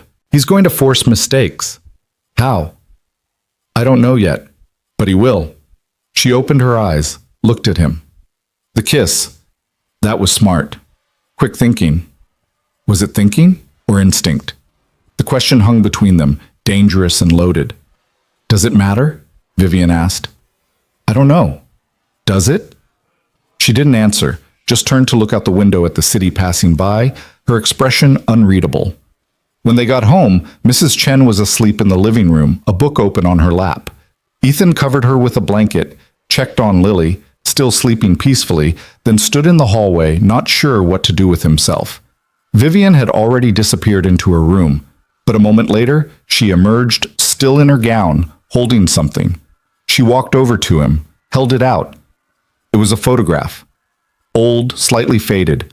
A young woman, barely 20, holding a camera, grinning at whoever was taking the picture. She looked happy. Free. Nothing like the controlled woman Vivian had become. That's me, Vivian said quietly. Before I learned to be who they needed, I thought you should know that version existed. Once. Ethan took the photo carefully. She looks different. She was different, softer, more naive. She believed in things like love and art and following dreams. Vivian's smile was sad. My father trained that out of me, said it made me weak, vulnerable. Did it? I don't know, maybe, but I think maybe it also made me human. She took the photo back, held it like something precious. The kiss tonight. It wasn't just performance, was it? The honest question deserved an honest answer. No, it wasn't. That's a problem. Why? Because this only works if we keep it simple, transactional. The moment we start feeling something real, we complicate everything. She looked at him, and in her eyes was something close to fear. I can't afford complications, Ethan. Not now. Not with Marcus circling. Not with everything at stake. So what do? We remember why we're doing this. Your daughter, my company. That's what matters. Not... She gestured helplessly between them. Not whatever this is. And if we can't separate it that cleanly, we have to, because the alternative is disaster. She started back toward her room, paused at the door. Lily's surgery is in 2 weeks. After that, we'll have breathing room. We just need to hold it together until then. Just 2 weeks. Just 2 weeks, she echoed. But they both knew 2 weeks could be an eternity when you were living a lie that was starting to feel too much like truth. The next morning, Ethan woke to shouting. Not loud, but sharp. Vivian's voice cutting through the penthouse's usual silence. He pulled on a shirt and went to investigate. Vivian stood in the living room, still in her pajamas, phone pressed to her ear. Her face was white with fury. You had no right. None. She was speaking through clenched teeth. That information was sealed. How did you... She listened, her jaw tightening. I don't care what you think you found. You won't use it. Ethan caught her eye, mouthed, "What's wrong?" She held up a hand, kept listening. If you breathe a word of this to anyone, I will destroy you. Legally, financially, professionally. Don't test me, Marcus. She hung up, threw her phone on the couch with enough force that Ethan heard it crack against the leather. What happened? Marcus hired investigators. They've been digging into your past, into Sarah's medical records. Vivian's voice was shaking with rage. He found out about the experimental treatment she tried, the one that didn't work. He's threatening to leak the story to the press, paint you as someone who's desperate enough to do anything for money because you couldn't save your wife. Ice flooded Ethan's veins. He can't do that. Those records are private. Private doesn't mean inaccessible. Not if you know the right people, pay the right bribes. She started pacing, her mind clearly racing through possibilities. He's going to frame this as a pattern. You couldn't save Sarah, so you married me to save Lily. Make you look calculating, mercenary. I did marry you to save Lily. I know that. But the way Marcus will tell it makes you look like a predator, someone who targets vulnerable women for their resources. She stopped pacing, looked at him. He's also found your employment records. The real ones. Not the sanitized version we put in your background. He knows you weren't just laid off during the recession. He knows you were fired. Ethan's stomach dropped. How could he possibly... I don't know, but he has documented proof. Termination papers, performance reviews, everything. Her voice was tight. Why didn't you tell me you were fired? Because it was humiliating, and it doesn't matter anymore. It matters if Marcus uses it to prove you're a liar, that our whole story is fabricated. She crossed her arms. What happened? Why were you actually fired? The truth sat heavy in his throat. He'd never told anyone this, not even Mrs. Chen. I missed too much work after Sarah died. I wasn't handling it well, drinking, not sleeping. My performance suffered. They gave me warnings. I didn't listen. So they let me go. He met her eyes. I'm not proud of it, but I had a 7-year-old daughter and a mountain of debt and no idea how to function without my wife. So I fell apart. And then I pulled myself together and took whatever work I could find. That's the truth. Vivian was quiet for a long moment. When she finally spoke, her voice was softer. I'm sorry. That must have been incredibly difficult. It was. But it's done. I survived it. Lily survived it. That's what matters. Not to Marcus. To him, this is ammunition. She walked to the window, stared out at the morning light. He's going to release this information at the board meeting next week, publicly, in front of all the shareholders and directors. Make a case that our marriage is fraudulent, that you're an opportunist taking advantage of me. Can he prove the marriage is fake? No, because legally it's not fake. We're actually married. The paperwork is genuine. She turned back to him. But he can create enough doubt to make the board question my judgment. Start an investigation. Delay the transfer of controlling interest until they're satisfied the marriage is legitimate. How long would that take? Months, maybe a year, during which time Marcus would be acting CEO. And by the time the investigation concluded, even if it found in our favor, he'd have done enough damage to the company that it wouldn't matter. Her hands were trembling now. I can't let that happen. Everything my father built, everything I've worked for, I won't let Marcus destroy it because he's petty and jealous. Ethan walked over to her. So what do we do? I don't know. Fight back somehow. But Marcus holds all the cards right now. He has information we can't deny, a narrative that's partially true. And the board's ear. She looked at him, and for the first time since he'd met her, Vivian looked genuinely scared. I don't know how to win this. The admission cost her. Ethan could see it in the way she held herself, the careful control cracking at the edges. Then we changed the narrative, he said. Marcus wants to paint me as a desperate opportunist? Fine. We own it. But we frame it differently. Not as weakness, as strength. I don't follow. What's more believable? That you fell for a man who has his life perfectly together, or that you fell for someone who's been through hell and came out the other side? Someone who's fought for his daughter's life, who's done whatever it took to survive.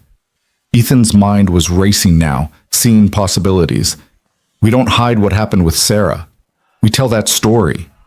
The real one. About a man who lost everything and refused to give up. About a woman who saw that strength and chose it over men who'd never been tested. Vivian was listening now, really listening. Turn his attack into our advantage. Exactly. He wants to make me look weak?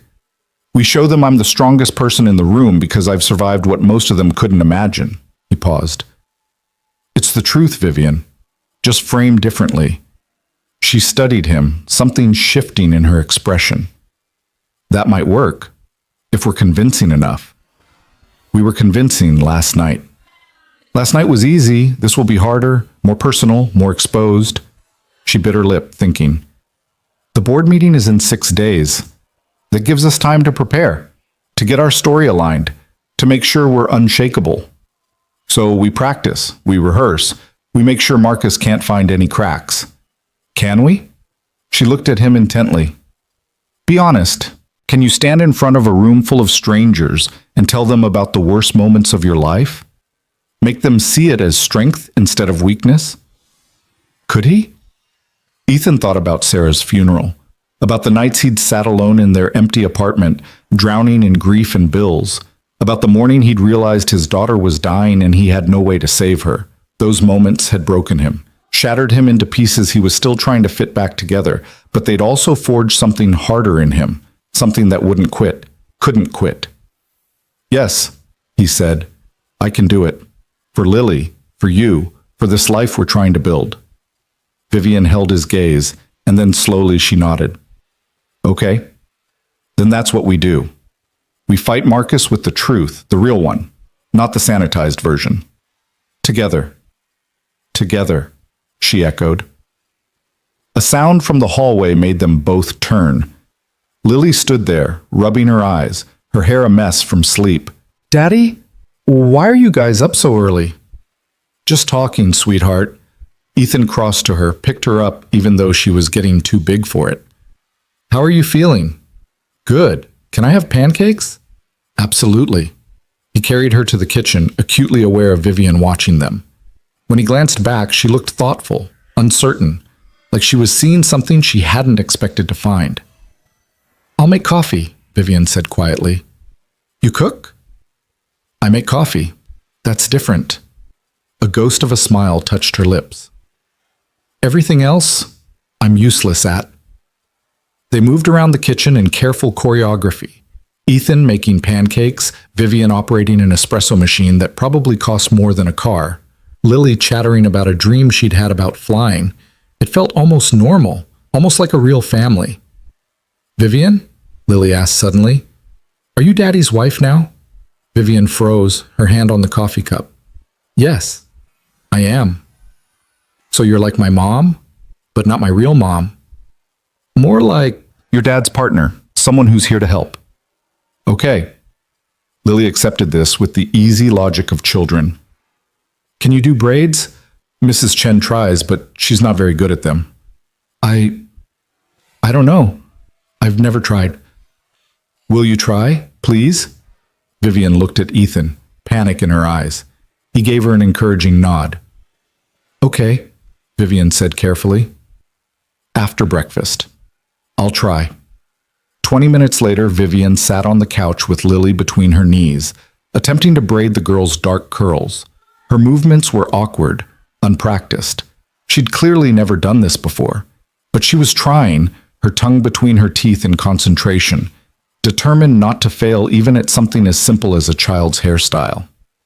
Ethan watched from the kitchen, coffee cup in hand, something warm and dangerous spreading through his chest.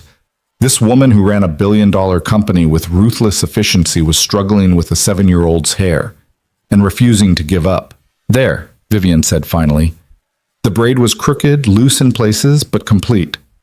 How's that? Lily ran to the mirror, studied her reflection. It's perfect. Thank you. She hugged Vivian impulsively, wrapping thin arms around the woman's waist. Vivian stiffened, clearly not used to being hugged, not sure what to do with her hands. After a moment, she patted Lily's back awkwardly. You're welcome, she murmured. When Lily ran off to play, Vivian stayed on the couch, looking stunned. You did good, Ethan said. I don't know how to do this. The family thing, the warmth thing. My father wasn't... She trailed off.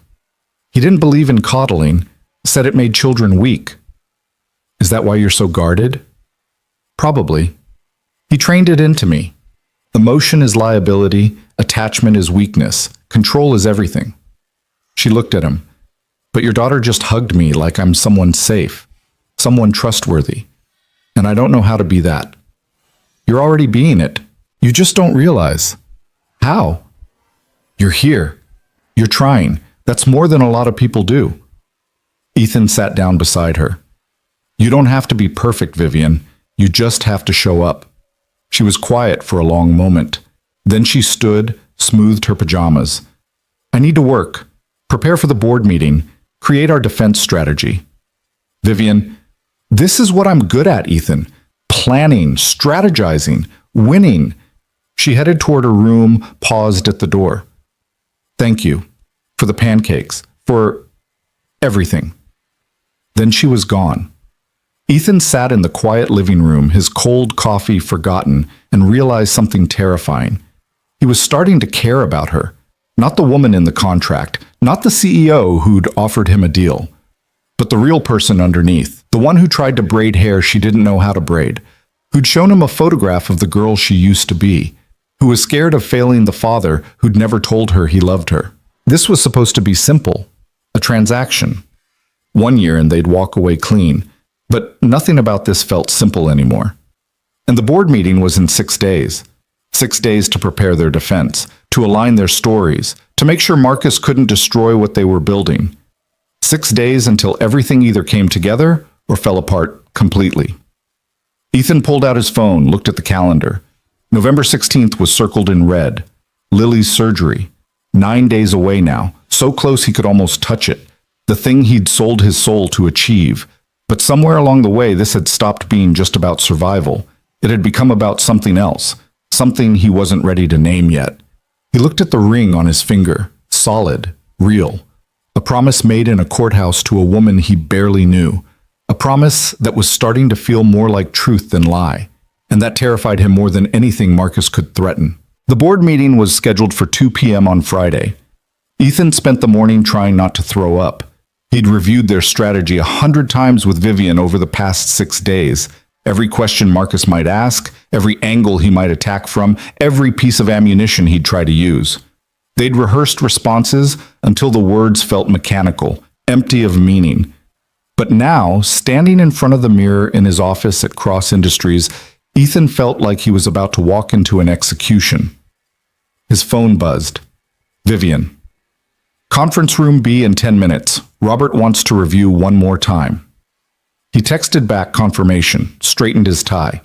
The office they'd given him was on the 10th floor, modest by executive standards, but lavish compared to anything he'd had before. He barely used it. Mostly he just existed here, a prop in Vivian's carefully constructed theater. The staff was polite, deferential, but he could see the questions in their eyes. Who is this guy? Why is he here? What did he do to deserve this? The same questions Marcus would ask in approximately 70 minutes. Robert was waiting in conference room B with Vivian and 2 other attorneys Ethan had met briefly. Sharp-eyed women in expensive suits who looked like they could dismantle a hostile takeover before lunch. Vivian sat at the head of the table, her armor fully in place. Charcoal suit, hair pulled back, expression unreadable. She looked like she hadn't slept in days. Probably hadn't. Sit. Robert gestured to the chair beside Vivian. Let's run through this one final time. They spent the next 45 minutes reviewing every possible scenario. Marcus would present his evidence, Ethan's termination records, details about Sarah's failed treatment, the timeline of their relationship that looked suspiciously convenient. He'd paint Ethan as a desperate man who'd married for money, Vivian as someone who'd entered a fraudulent marriage to circumvent her father's will. The key, Robert said, leaning forward, is that nothing Marcus will present actually proves fraud. The marriage is legal. The timeline, while convenient, isn't impossible. People fall in love quickly all the time. What we need to do is reframe his evidence, make it support our narrative instead of his. Which is where Ethan comes in, one of the attorneys added. Your story is compelling. Man loses his wife, fights to save his daughter, finds unexpected love. It's sympathetic, human. If you can sell it convincingly, the board will have a hard time voting against you. And if I can't sell it? Ethan's voice came out rougher than intended. Then Marcus wins, Vivian said flatly. He gets control of the company. I lose everything. And your daughter's medical coverage gets pulled because it was contingent on you being my legal spouse with full benefits. She met his eyes. So you need to sell it. The weight of it pressed down on him. Lily's surgery was in 3 days. 3 days. If this went wrong, if Marcus succeeded in proving the marriage was fraudulent, the insurance company could retroactively deny coverage. The surgery would be canceled. His daughter would die. No pressure. I'll sell it, he said quietly. Robert nodded. Remember, honesty is your weapon. Don't try to hide the hard parts. Lean into them. Make the board see you as a man who survived impossible circumstances, not someone trying to game the system. And Ethan? Vivian's voice was soft, almost gentle. When Marcus attacks, and he will attack personally, viciously, don't take the bait. Stay calm. Let him look like the aggressor. I know. Do you? Because in practice you get defensive.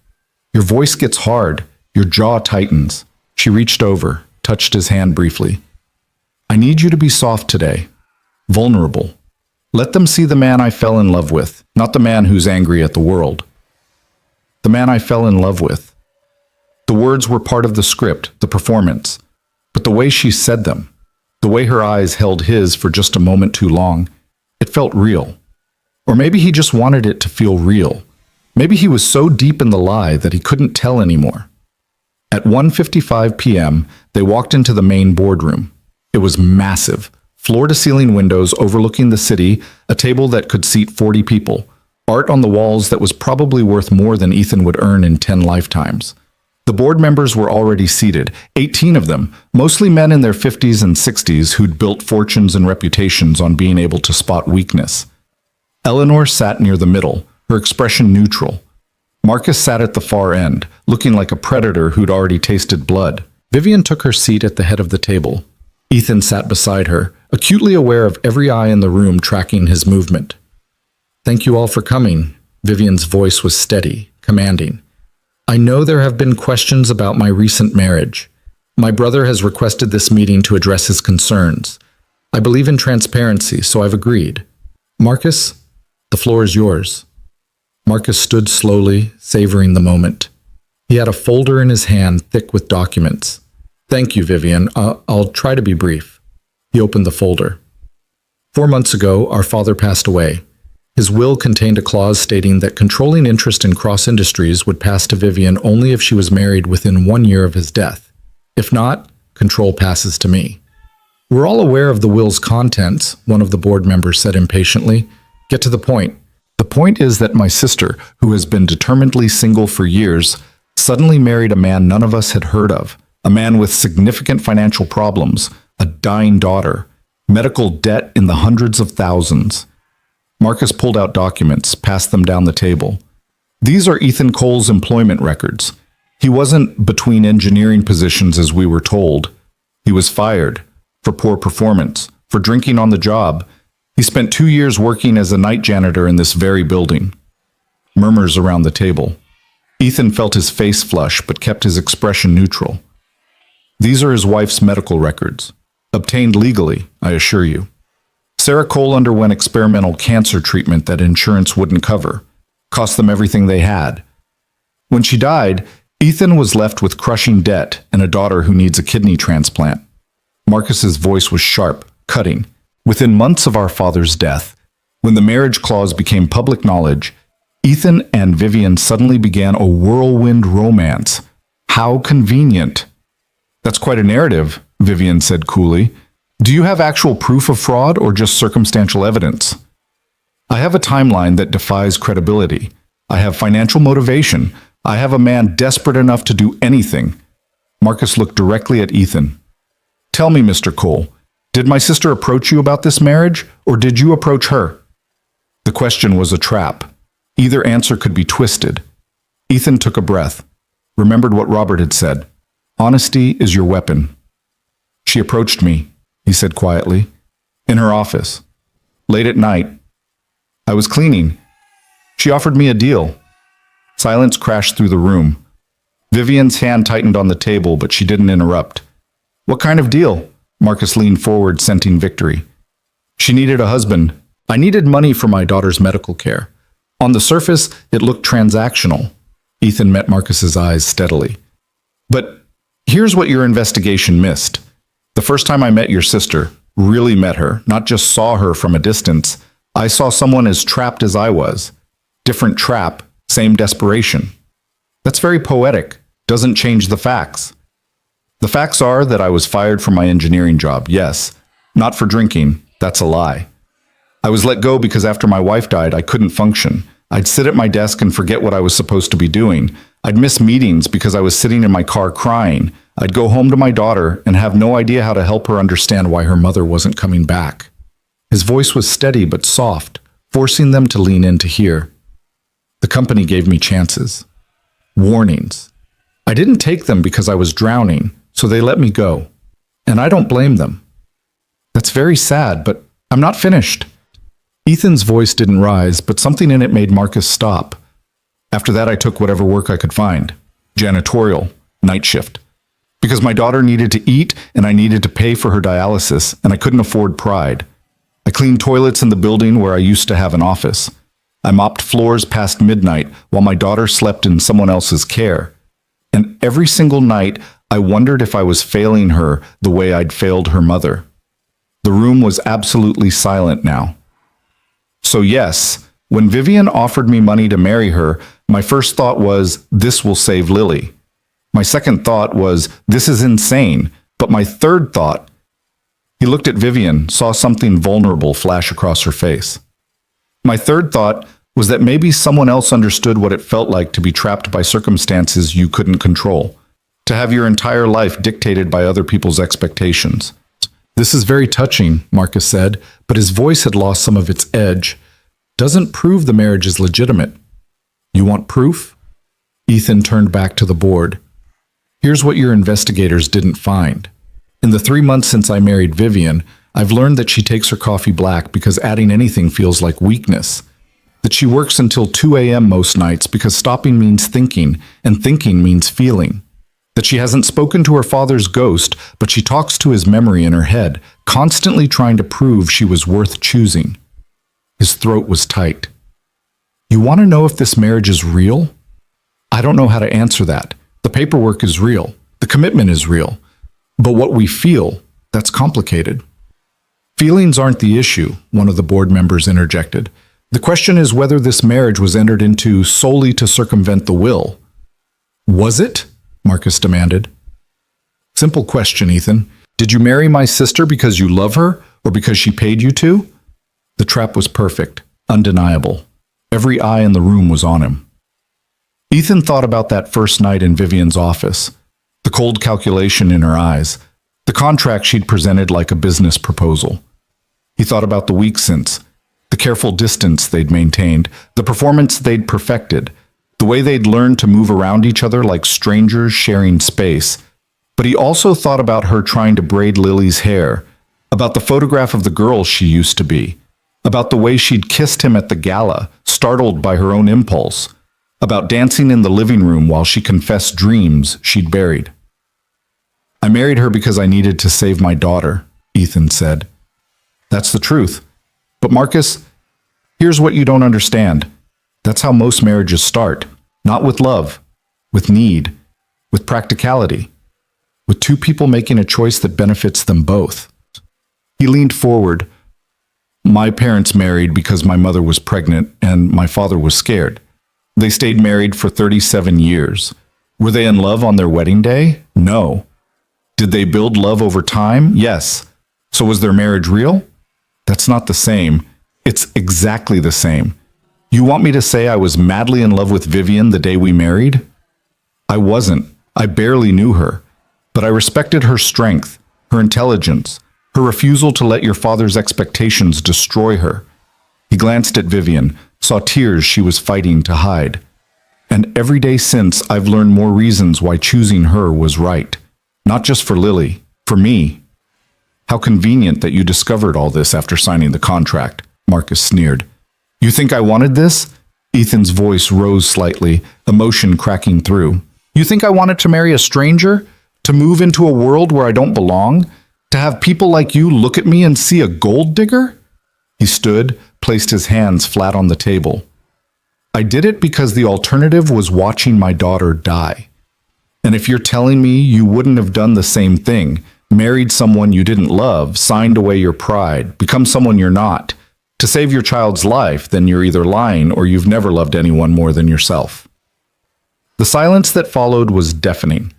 Marcus opened his mouth, closed it. For the first time, he looked uncertain. Is there actual evidence of fraud? Robert asked calmly. Because everything Mr. Cole just described, financial motivation, quick marriage, practical considerations, none of that proves the marriage isn't legally valid. Marriages of convenience are not illegal. They're simply marriages with different foundations than romantic ones. The spirit of the will, Marcus started. The spirit of the will, Eleanor interrupted, speaking for the first time, was that Vivian should be married. Not that she should be in love.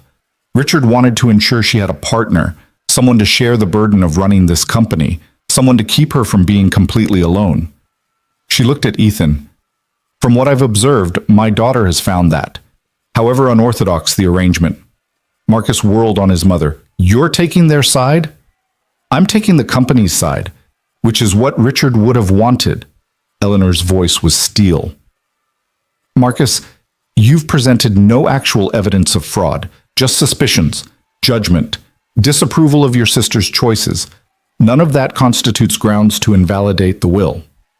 The board deserves to know. The board knows enough. One of the older board members stood. I've heard nothing here that suggests the marriage is illegal or fraudulent. Unconventional, yes, but not invalid. Ms. Cross has met the terms of her father's will. Unless there's concrete proof otherwise, this matter is settled. Other board members nodded, murmured agreement. Marcus's face was red, furious. This isn't over, he said quietly. I'll find proof, real proof. You do that, Vivian said, her voice like ice. In the meantime, you're removed from your position as VP of Operations, effective immediately. The company doesn't need an executive more interested in internal warfare than actual work. You can't. I can. I'm CEO. The board just confirmed my authority by declining to invalidate my marriage. She stood, faced him directly. You're still a shareholder, Marcus. You'll still receive dividends, but you're done trying to undermine me from inside the company. Security will escort you out within the hour. Marcus looked around the table, searching for support, found none. His face twisted with rage and humiliation. This isn't over, Vivian. I'll destroy you for this. You're welcome to try, but do it from outside these walls. He stormed out, slamming the door hard enough to rattle the windows. The tension in the room deflated slowly. Board members stood, gathered their things, offered perfunctory congratulations to Vivian. Eleanor approached last, studied Ethan with calculating eyes. That was quite a performance, Mr. Cole. It wasn't a performance, it was the truth. Was it? Or was it what needed to be said? She turned to Vivian. You played this well, darling, better than I expected, but be careful. The harder you fight to hold on to something, the more it costs you in the end. I know what things cost, Mother. Do you? I wonder. Eleanor's eyes flicked between them. Just remember, contracts end, feelings don't. Make sure you know which one you're building your life on. She left before either of them could respond. The room emptied until only Ethan, Vivian, and Robert remained. Well, Robert said, gathering his papers. That went better than expected. Marcus overplayed his hand, got emotional, made it personal instead of procedural. He looked at Ethan. Your testimony was compelling, honest without being weak. You did well. Thanks, Ethan said numbly. The adrenaline was fading, leaving him shaky and exhausted. I'll file the formal documentation with the court. Confirm the marriage meets the will's requirements. Should be finalized by next week. Robert paused at the door. For what it's worth, I think Richard would have approved of you. He valued resilience above everything. And you've certainly demonstrated that. Then he was gone too. Vivian stood at the window, staring out at the city. She was perfectly still, perfectly controlled, but Ethan could see the tremor in her shoulders. Vivian? You meant it. Her voice was barely audible. What you said about learning reasons why choosing me was right. Some of it. Which parts? The parts about respecting you, about seeing your strength, about... He stopped, swallowed. The part about every day giving me more reasons. She turned to face him, and her expression was devastated. This was supposed to be simple. I know. We were supposed to keep it professional, transactional. We weren't supposed to... She couldn't finish the sentence. Feel something? Yes. The word came out broken. Because feeling something makes it real, and if it's real, then I can lose it, and I don't know how to survive losing something real. Ethan crossed to her, stood close enough to see the fear in her eyes. You're not going to lose it. You don't know that. The contract ends in 8 months. You'll take Lily and leave. Build a real life somewhere else. And I'll go back to being alone. That was the deal. Deals can change. Can they? Or will we just keep pretending until we don't know who we really are anymore? She shook her head. I can't do this, Ethan. I can't let this become real. Because when it ends, and it will end, it'll destroy me. What if it doesn't end? Everything ends. My father taught me that. Love ends. Loyalty ends. The only thing that lasts is what you build for yourself. She stepped back, rebuilding her walls in real time. We survived the board meeting. That's what matters. Marcus is out. The company is secure. We can go back to the arrangement. Can we? Just pretend today didn't happen? Pretend I didn't mean what I said? Yes, because the alternative is too dangerous. Her voice was firm now, decided. Thank you for your help today. You performed admirably. But let's not confuse performance with reality. She walked out before he could argue. Ethan stood alone in the empty boardroom, his heart pounding, and realized something terrible. He'd fallen in love with her. Somewhere between the contract signing and the board meeting, between the practice dances and the unguarded moments, he'd stopped performing and started feeling. And she was right. It was dangerous. Because contracts ended, arrangements dissolved, and 8 months from now he'd have to walk away from the woman he'd accidentally learned to love. His phone buzzed, a text from the hospital. Lily's pre-op appointment tomorrow at 9 a.m. Surgery Monday as scheduled. Monday, 2 days away. The thing he'd sold himself to achieve. His daughter would get her transplant. She would live. That's what mattered. That's what all of this was for. So why did it suddenly feel like he was losing something more important than what he was gaining? That night, Ethan couldn't sleep. He lay in bed staring at the ceiling, replaying the day over and over. The board meeting, his testimony, the way Vivian had looked at him when he told the truth, the way she'd shut down afterward, terrified of what honesty meant. At 2 a.m., he heard her door open, footsteps in the hallway, the soft sound of the balcony door sliding. He found her outside, wrapped in a blanket, staring at the city lights. She didn't look surprised to see him. Couldn't sleep either? She asked. No. The surgery is Monday. I know. Are you scared? The honest question deserved an honest answer. Terrified. Vivian was quiet for a moment. Then she said, I've arranged for the best surgical team, called in favors, made sure Lily gets everything she needs. Thank you. Don't thank me. It's part of the arrangement. But her voice was soft, lacking conviction. Ethan stood beside her, close but not touching. At the board meeting, when I said I was learning reasons, don't. I need to say this. Why? So it becomes real, so we can't take it back?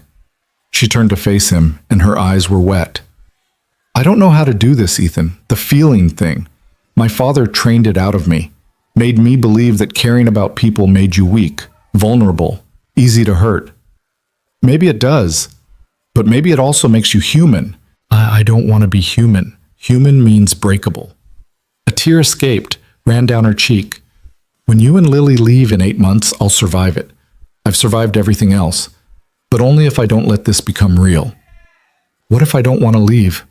The words hung between them, dangerous and impossible. You have to, Vivian whispered. That's the deal. That's what we agreed to. Deals can be renegotiated. Not this one, because if we try to make this real, if we try to build something permanent out of a lie, her voice broke. It'll fail. And when it fails, it'll hurt worse than anything my father ever did to me. Ethan reached out slowly, wiped the tear from her cheek with his thumb. She closed her eyes at the touch, leaned into it for just a moment before pulling away. I should go to bed, she said. Big day Monday. Vivian, Please don't make this harder than it already is.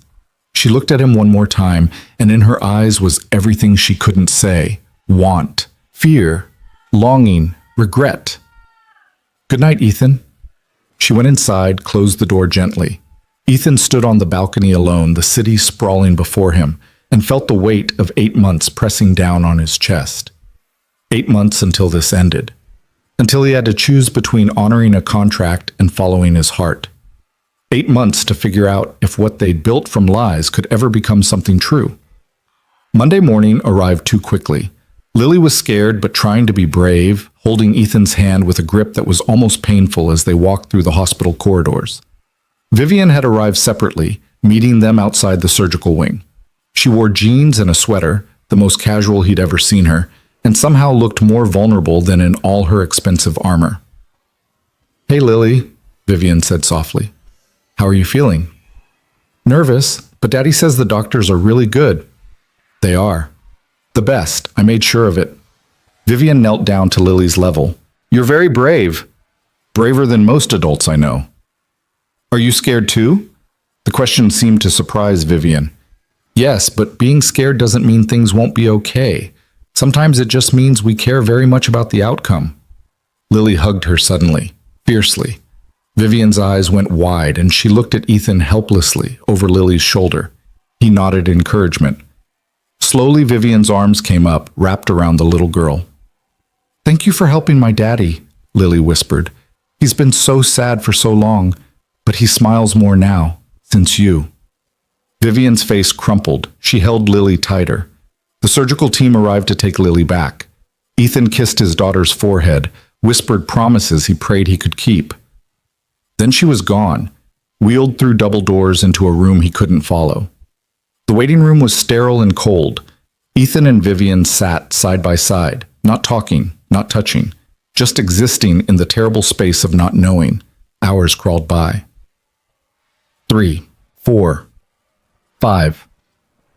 Ethan's hands wouldn't stop shaking. Vivian noticed, reached over, took his hand in hers, squeezed once. They stayed that way, hands linked, silence heavy, until the surgeon finally emerged, tired but smiling. The transplant was successful. Lily's in recovery. She did beautifully. The relief hit Ethan like a physical force. He bent forward, hands over his face, and let out a sound that was half laugh, half sob. She was going to live. His daughter was going to live. Vivian's hand tightened on his shoulder. When he finally looked up, she was crying too. Silent tears tracking down her face, her usual control completely shattered. "She's okay," Ethan whispered. "She's actually okay." "She's okay," Vivian echoed. And for one perfect moment, the contract didn't matter. The lies didn't matter. The 8 months didn't matter. All that mattered was that they'd saved a little girl's life, together. They let Ethan see Lily 30 minutes later.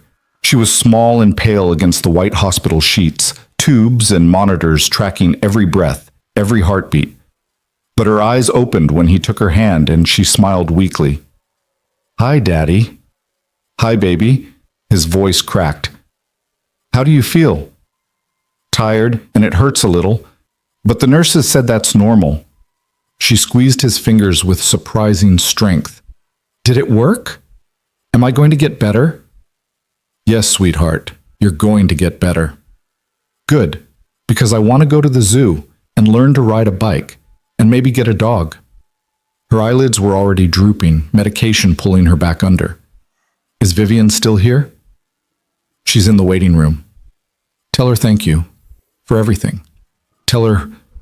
Lily's words slurred as sleep took her. "Tell her she's family now." Ethan sat with his daughter until the nurses gently insisted he let her rest. He walked back to the waiting room in a daze, exhausted and relieved and terrified all at once. The surgery was successful, but recovery would be long. Months of careful monitoring, medication, physical therapy, learning to live with a transplanted organ that her body might reject at any moment. But she had a chance now. A real chance. That was more than he'd had 3 months ago. Vivian stood by the windows, still there despite the late hour. She turned when she heard him approach. "She's sleeping," Ethan said, "but she's okay. She wanted me to tell you thank you." She doesn't need to thank me. She said, "You're family now." Something flickered across Vivian's face, longing mixed with fear. "Ethan, about what I said on the balcony, you were scared. I understand." "No, you don't. Because I wasn't just scared of losing you. I was scared of what it means that I care if I lose you." She wrapped her arms around herself. "My whole life, I've measured success by what I could control. The company, my reputation, my emotions. But you and Lily, I can't control what I feel about you, and that terrifies me more than anything Marcus could threaten. So what do we do?" "I don't know. The contract says 8 more months. After that, you're free to go. Build the life you actually want, not the one you were forced into." "What if the life I want includes you?" "You can't know that. Not yet. We're still living the performance, still trapped in circumstances." She finally met his eyes. "After the year is up, if you still feel this way, if it's not just gratitude or convenience or trauma bonding, then we can talk about making it real. But until then, let's just focus on getting Lily healthy." It wasn't what Ethan wanted to hear, but maybe it was what they needed. Time to separate performance from reality. Space to figure out who they were when the pressure was off. "Okay," he said quietly. 8 more months. Then we reassess." 8 more months, she agreed. But neither of them moved. They stood in the hospital waiting room, caught between what was and what might be, until finally Vivian stepped forward and hugged him. Just held him, her face pressed against his shoulder, and let herself be human for a moment. "Your daughter's going to be okay," she whispered. "That's what matters." "Thank you," Ethan said into her hair, "for all of it, the surgery, the contract, giving us a chance when we had none. You would have found another way." "No, I wouldn't have. You saved her life." "We saved her life," Vivian corrected. "Together." The next 3 weeks were a blur of hospital visits, medication schedules, and careful optimism. Lily's body accepted the transplant. Her color came back. Her energy returned in small increments. The doctors were cautiously pleased, talking about discharge dates and home care protocols. Ethan split his time between the hospital and the penthouse, barely sleeping, running on adrenaline and coffee. Vivian worked from Lily's hospital room half the time, laptop balanced on her knees, fielding calls and emails while keeping Lily entertained with stories about the business world that the girl found endlessly fascinating. "So you're like the queen of the company?" Lily asked one afternoon, propped up in bed drawing pictures. "Something like that," Vivian said. "And nobody can tell you what to do?" "Lots of people try. I just don't listen to most of them." Vivian glanced at the drawing Lily was working on. "What are you making?" "A picture of our family, see? There's Daddy, and there's me, and there's you." Lily pointed to 3 stick figures holding hands in front of a house. "And there's the dog we're going to get." "We haven't discussed getting a dog." "But we should. Every family needs a dog. That's what Mrs. Chen says." Lily added elaborate details to the dog, spots and a tail and what might have been a smile. "Do you like dogs?" "I've never had one. My father didn't believe in pets, said they were distractions." "That's sad. Dogs are the best. They love you no matter what, even when you're grumpy or scared or sad." Lily looked up seriously. "Like how Daddy loves me even when I'm sick, and how you love Daddy even when he's being stubborn." Vivian's expression went carefully blank. "What makes you think I love your father?" "Because you look at him the way Mommy used to, like he's the most important person in the world, and you hold his hand when you think I'm not looking." Lily went back to her drawing. "It's okay.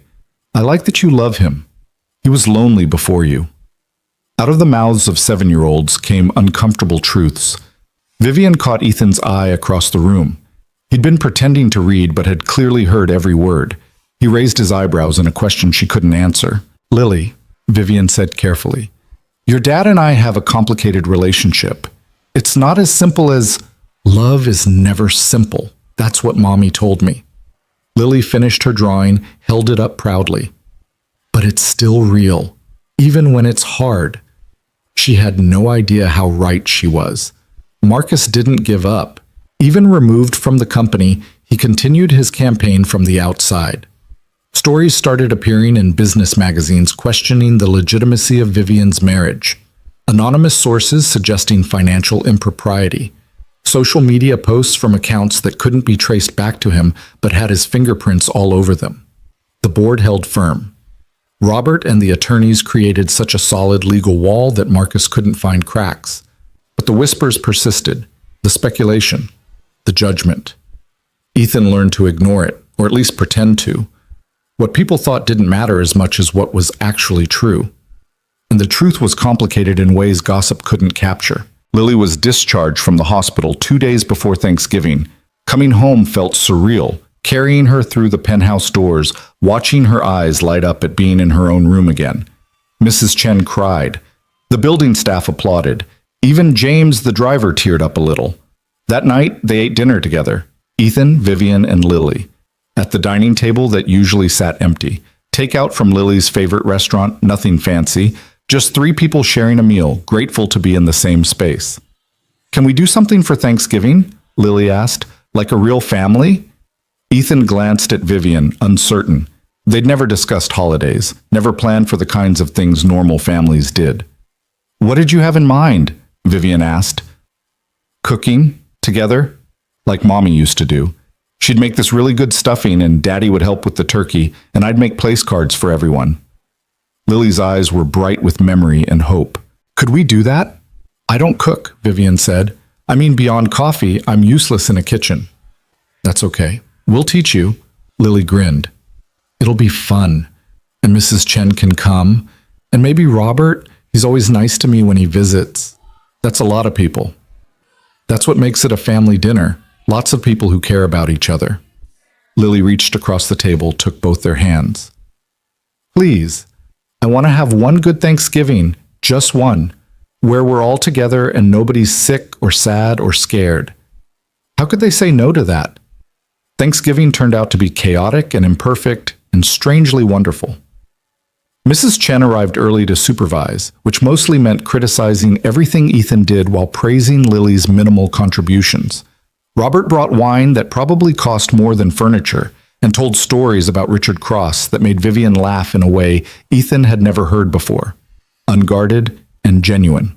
Vivian attempted to make mashed potatoes and somehow managed to both burn them and leave them lumpy. She stared at the pot like it had personally betrayed her. How is this even possible? She demanded. You're overthinking it, Ethan said, trying not to laugh.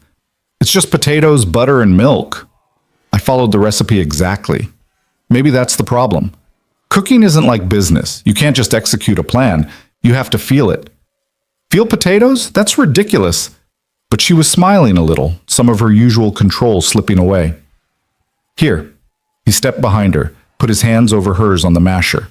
Like this. Gentle pressure. Let the heat do the work. They stood that way for a moment, his chest against her back, their hands moving together. Vivian turned her head slightly, and her cheek was inches from his. This is dangerous, she murmured. It's just potatoes. You know what I mean? He did. But for once, he didn't step back, didn't create distance, just stayed close and helped her finish the mashed potatoes that turned out reasonably edible despite her best efforts to sabotage them. Dinner was loud and warm, the kind of meal where everyone talked over each other and laughed too much. Lily presided over the table like a tiny queen, making sure everyone had enough food, sharing stories about the hospital nurses, asking Robert about his most interesting legal cases. She's a natural hostess, Robert observed. Reminds me of your mother at that age, Vivian, before life made her hard. My mother was never soft, Vivian said. You'd be surprised. When she first married your father, she had dreams, wanted to open an art gallery, support emerging artists. Richard convinced her it was frivolous, that her job was to support him, not pursue her own passions. Robert took a sip of wine. I've often wondered what would have happened if she'd said no, chosen her own path. She chose security over happiness. That's what people do, is it? Or is that what people who are afraid of disappointment do? Robert looked between Ethan and Vivian. Sometimes the scariest thing is admitting you want something beyond survival, that you deserve more than just getting through. The comment hung in the air, pointed and deliberate. Vivian didn't respond, but Ethan saw her hand tighten around her fork. After dinner, while the adults cleaned up, Lily fell asleep on the couch, exhausted but content. Ethan carried her to bed, tucked her in, spent a moment just watching her breathe. The scar from the surgery was healing well. Her color was good. She looked like a child again, not a patient. "Thank you," he whispered to Sarah, to the universe, to whatever forces had conspired to keep his daughter alive. "Thank you for giving her back to me." When he returned to the living room, Robert and Mrs. Chen had gone. Vivian stood by the window, silhouetted against the city lights, holding a glass of wine. "Today was good," she said without turning around. "Yeah, it was." Lily seemed happy. "She was. Is." Ethan walked over, stood beside her. "Thank you for doing this. I know it was outside your comfort zone. Everything about this year has been outside my comfort zone." She turned to face him. "I've been thinking about what Robert said, about my mother choosing security over happiness. What about it? I've done the same thing my entire life, built walls, kept people at a distance, measured every relationship by how it benefited the company." She set down her wine glass. "But that's not living. That's just existing, protecting yourself from pain by refusing to feel anything." "So what are you saying?" "I'm saying that somewhere in the last 3 months, I stopped just existing. Somewhere between dancing in this living room and braiding Lily's hair and helping you make terrible mashed potatoes, I started living." Her voice dropped to almost a whisper. "And it terrifies me, because living means you can lose things. And I don't know if I'm strong enough to survive losing this." Ethan's heart was pounding. "You won't lose it, not if we don't let it end. The contract, screw the contract. I'm not talking about obligations or agreements or business arrangements. I'm talking about this, us, what we've actually become when we stopped pretending." He took her hands. "I love you, Vivian. Not the CEO, not the woman who saved my daughter. You, the person who tries too hard at everything, who drinks her coffee black because adding things feels like weakness, who showed me a photograph of the girl she used to be because she wanted me to know that version existed." Tears were streaming down her face now. "You can't love me. You don't even really know me. I know you well enough to know I want to learn the rest, to spend whatever time you'll give me figuring out all the pieces you've hidden away." He wiped her tears with his thumbs. "I know the contract says 8 more months, and if you need that time to be sure, I'll wait. But Vivian, I'm already sure. I have been since that night you danced with me and told me about wanting to be a photographer. That was weeks ago. I know. You should have said something. You weren't ready to hear it. Maybe you're still not ready." He let his hands drop. "But I needed you to know, before we spend 8 more months pretending this is just business." Vivian stared at him, her chest rising and falling rapidly. "If I let this be real, if I let myself love you back and it fails, it will destroy me. Completely. I won't recover from it. Then we won't let it fail. You can't promise that. Nobody can promise that. You're right. I can't promise forever, but I can promise I'll fight for this. For us. For the family we're accidentally building." He paused. "Unless you don't feel the same way. If this really is just convenient for you." She kissed him. Hard, desperate, like she was trying to communicate everything she couldn't say. Her hands fisted in his shirt, pulling him closer, and Ethan wrapped his arms around her, felt her trembling against him. When they finally broke apart, both breathing hard, Vivian pressed her forehead to his. "I'm so scared," she whispered. "I know. Me too. But I love you. I think I have since you stood up to Marcus in that board meeting and told the truth about everything." She laughed shakily. "So stupid. Falling in love during a fake marriage. Who does that? People who were supposed to find each other all along. You think we were supposed to find each other?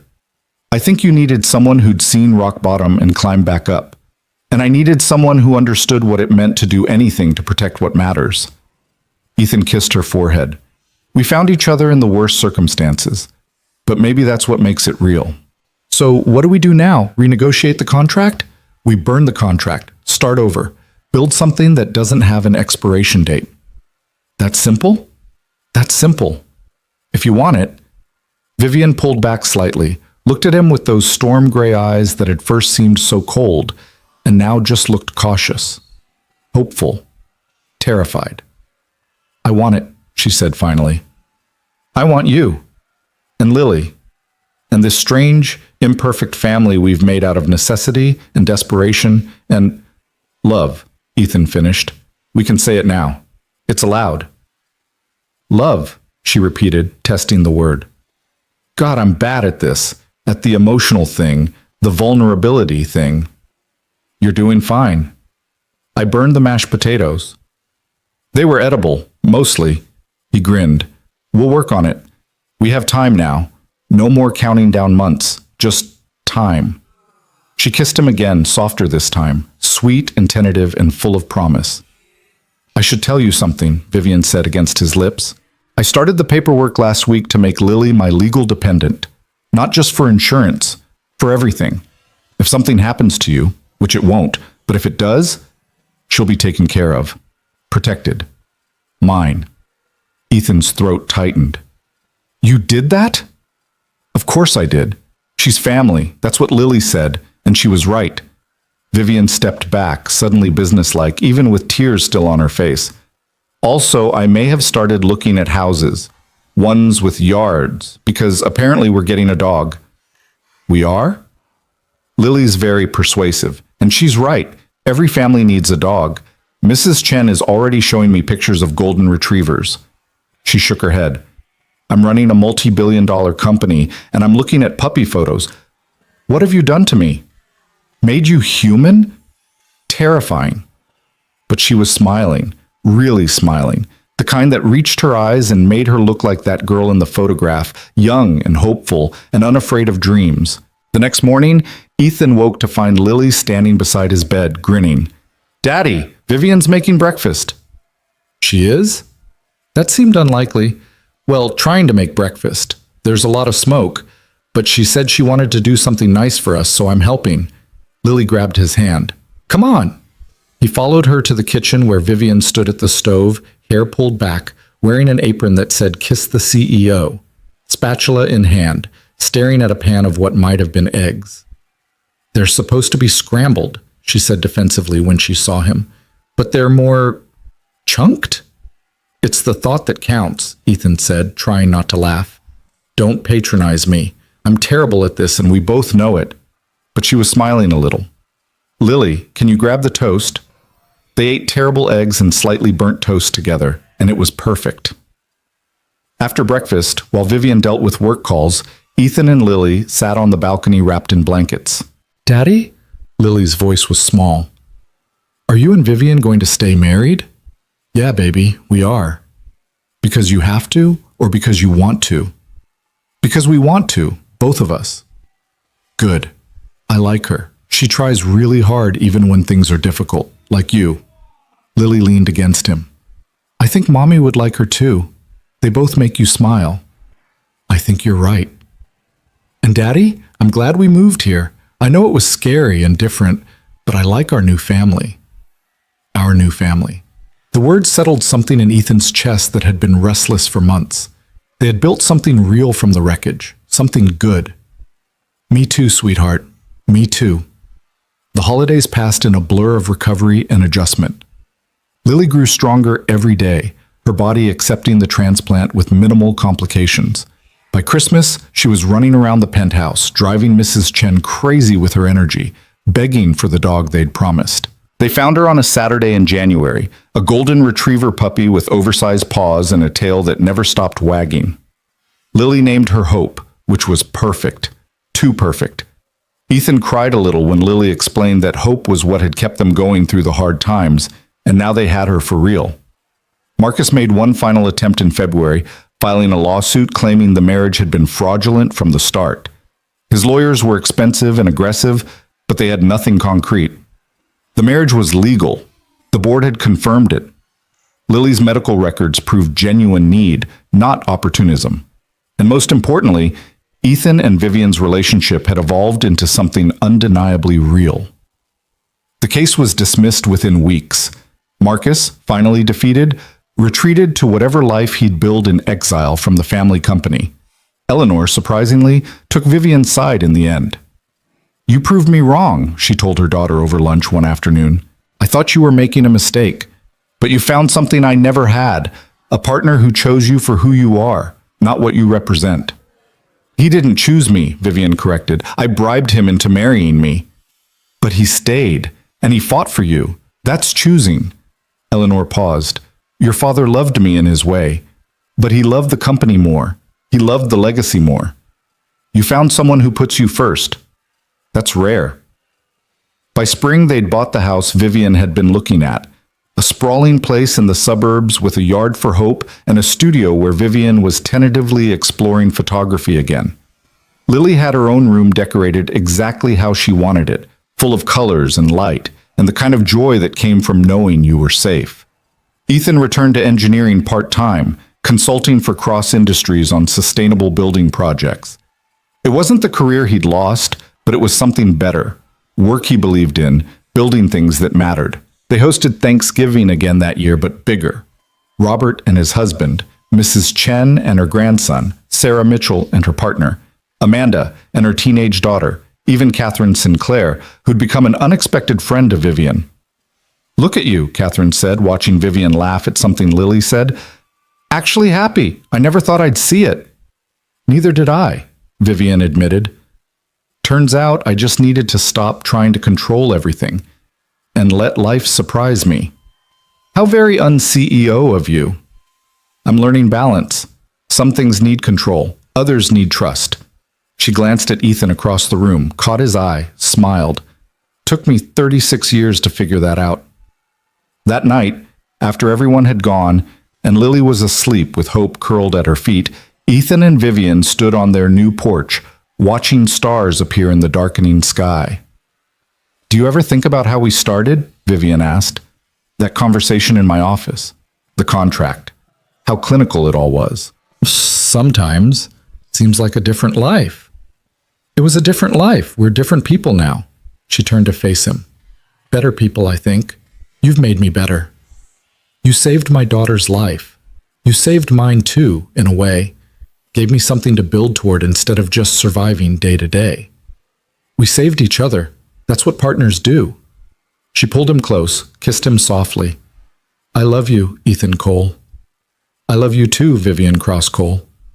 She'd hyphenated her name 6 months ago, a small gesture that had meant everything, proof that she was choosing this, choosing them. Remember what I said that first night about this being just business? Vivian's voice was quiet. I was so wrong. This is the least business transaction I've ever been part of. This is messy and complicated and terrifying and real. Is that okay? It's more than okay. It's everything. She rested her head on his shoulder. Thank you for being stubborn enough to fall in love with me despite my best efforts to prevent it. Thank you for being brave enough to let me. They stood together in the quiet evening, no longer counting down months or measuring obligations. Just two people who'd found each other in impossible circumstances and built something that would last. Inside the house, Lily called out that Hope had stolen her stuffed animal again. They laughed and went to referee, stepping into the warm light of their home, their family, their real life built from fake beginnings. Sometimes the strongest love starts with a contract signed in desperation. Sometimes family is chosen rather than given. Sometimes the most honest relationships begin with lies that transform into truth. And sometimes when you're desperate enough to make a deal with someone equally desperate, you find exactly what you didn't know you were looking for. 3 years later, they stood in the same courthouse where they'd first married. But this time they weren't there for legal documents or fraudulent ceremonies. They were renewing their vows with Lily, now 10 and healthy and radiant, as their maid of honor, Hope's collar decorated with flowers, and a room full of people who'd watched them build something real from nothing. Do you, Vivian, take Ethan to be your husband? Again, officially. For real this time. I do. I really, really do. And do you, Ethan, take Vivian to be your wife without any contracts or obligations or time limits? I do. Forever this time.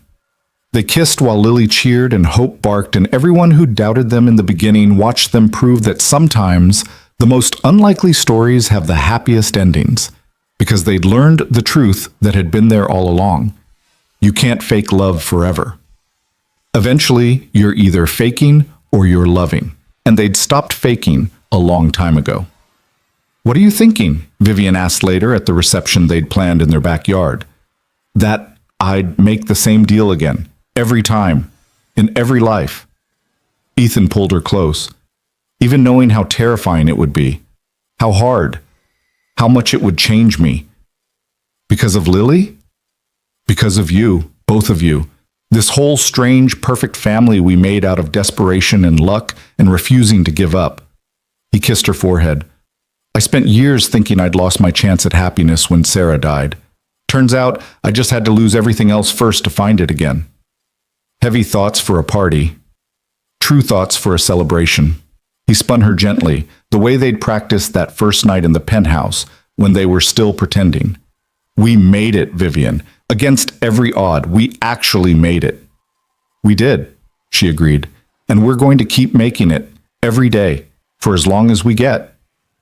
Lily ran up, breathless from dancing. Can we cut the cake now? Hope is eyeing it, and I don't trust her around frosting. They cut the cake together, the three of them, while cameras flashed and friends laughed and life went on in all its messy, imperfect glory. And later that night, when everything was quiet and Lily was asleep and Hope was snoring at the foot of their bed, Ethan and Vivian lay in the dark, hands linked between them. No regrets? He asked softly. Not a single one. You? Just that I didn't find you sooner. We found each other exactly when we were supposed to, when we needed each other most. She squeezed his hand. Everything before was just preparation for this. For what? For learning that the best things in life aren't the ones you plan for. They're the ones that ambush you in your darkest moments and refuse to let go. She turned to face him. You ambushed me, Ethan Cole. You ambushed me first, Vivian Cross-Cole. Offered me a deal I couldn't refuse and changed my entire life. Best deal I ever made. Best deal we ever made, he corrected.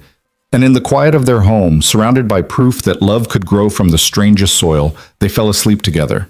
Not as partners in a business arrangement, not as two desperate people clinging to survival, but as husband and wife, father and mother.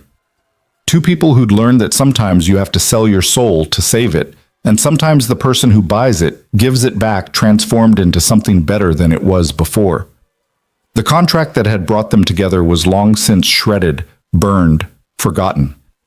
What they had now wasn't built on paper or obligation.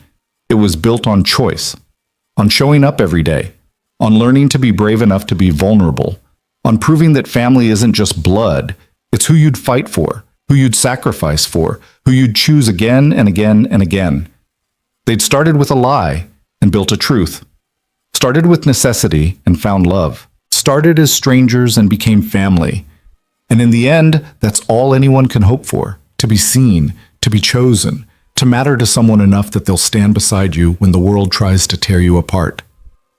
Ethan and Vivian had found that. Against all odds, despite all obstacles, through every doubt and fear and moment of almost giving up, they'd found each other. And they'd held on. And that made every desperate deal, every terrifying risk, every impossible choice worth it.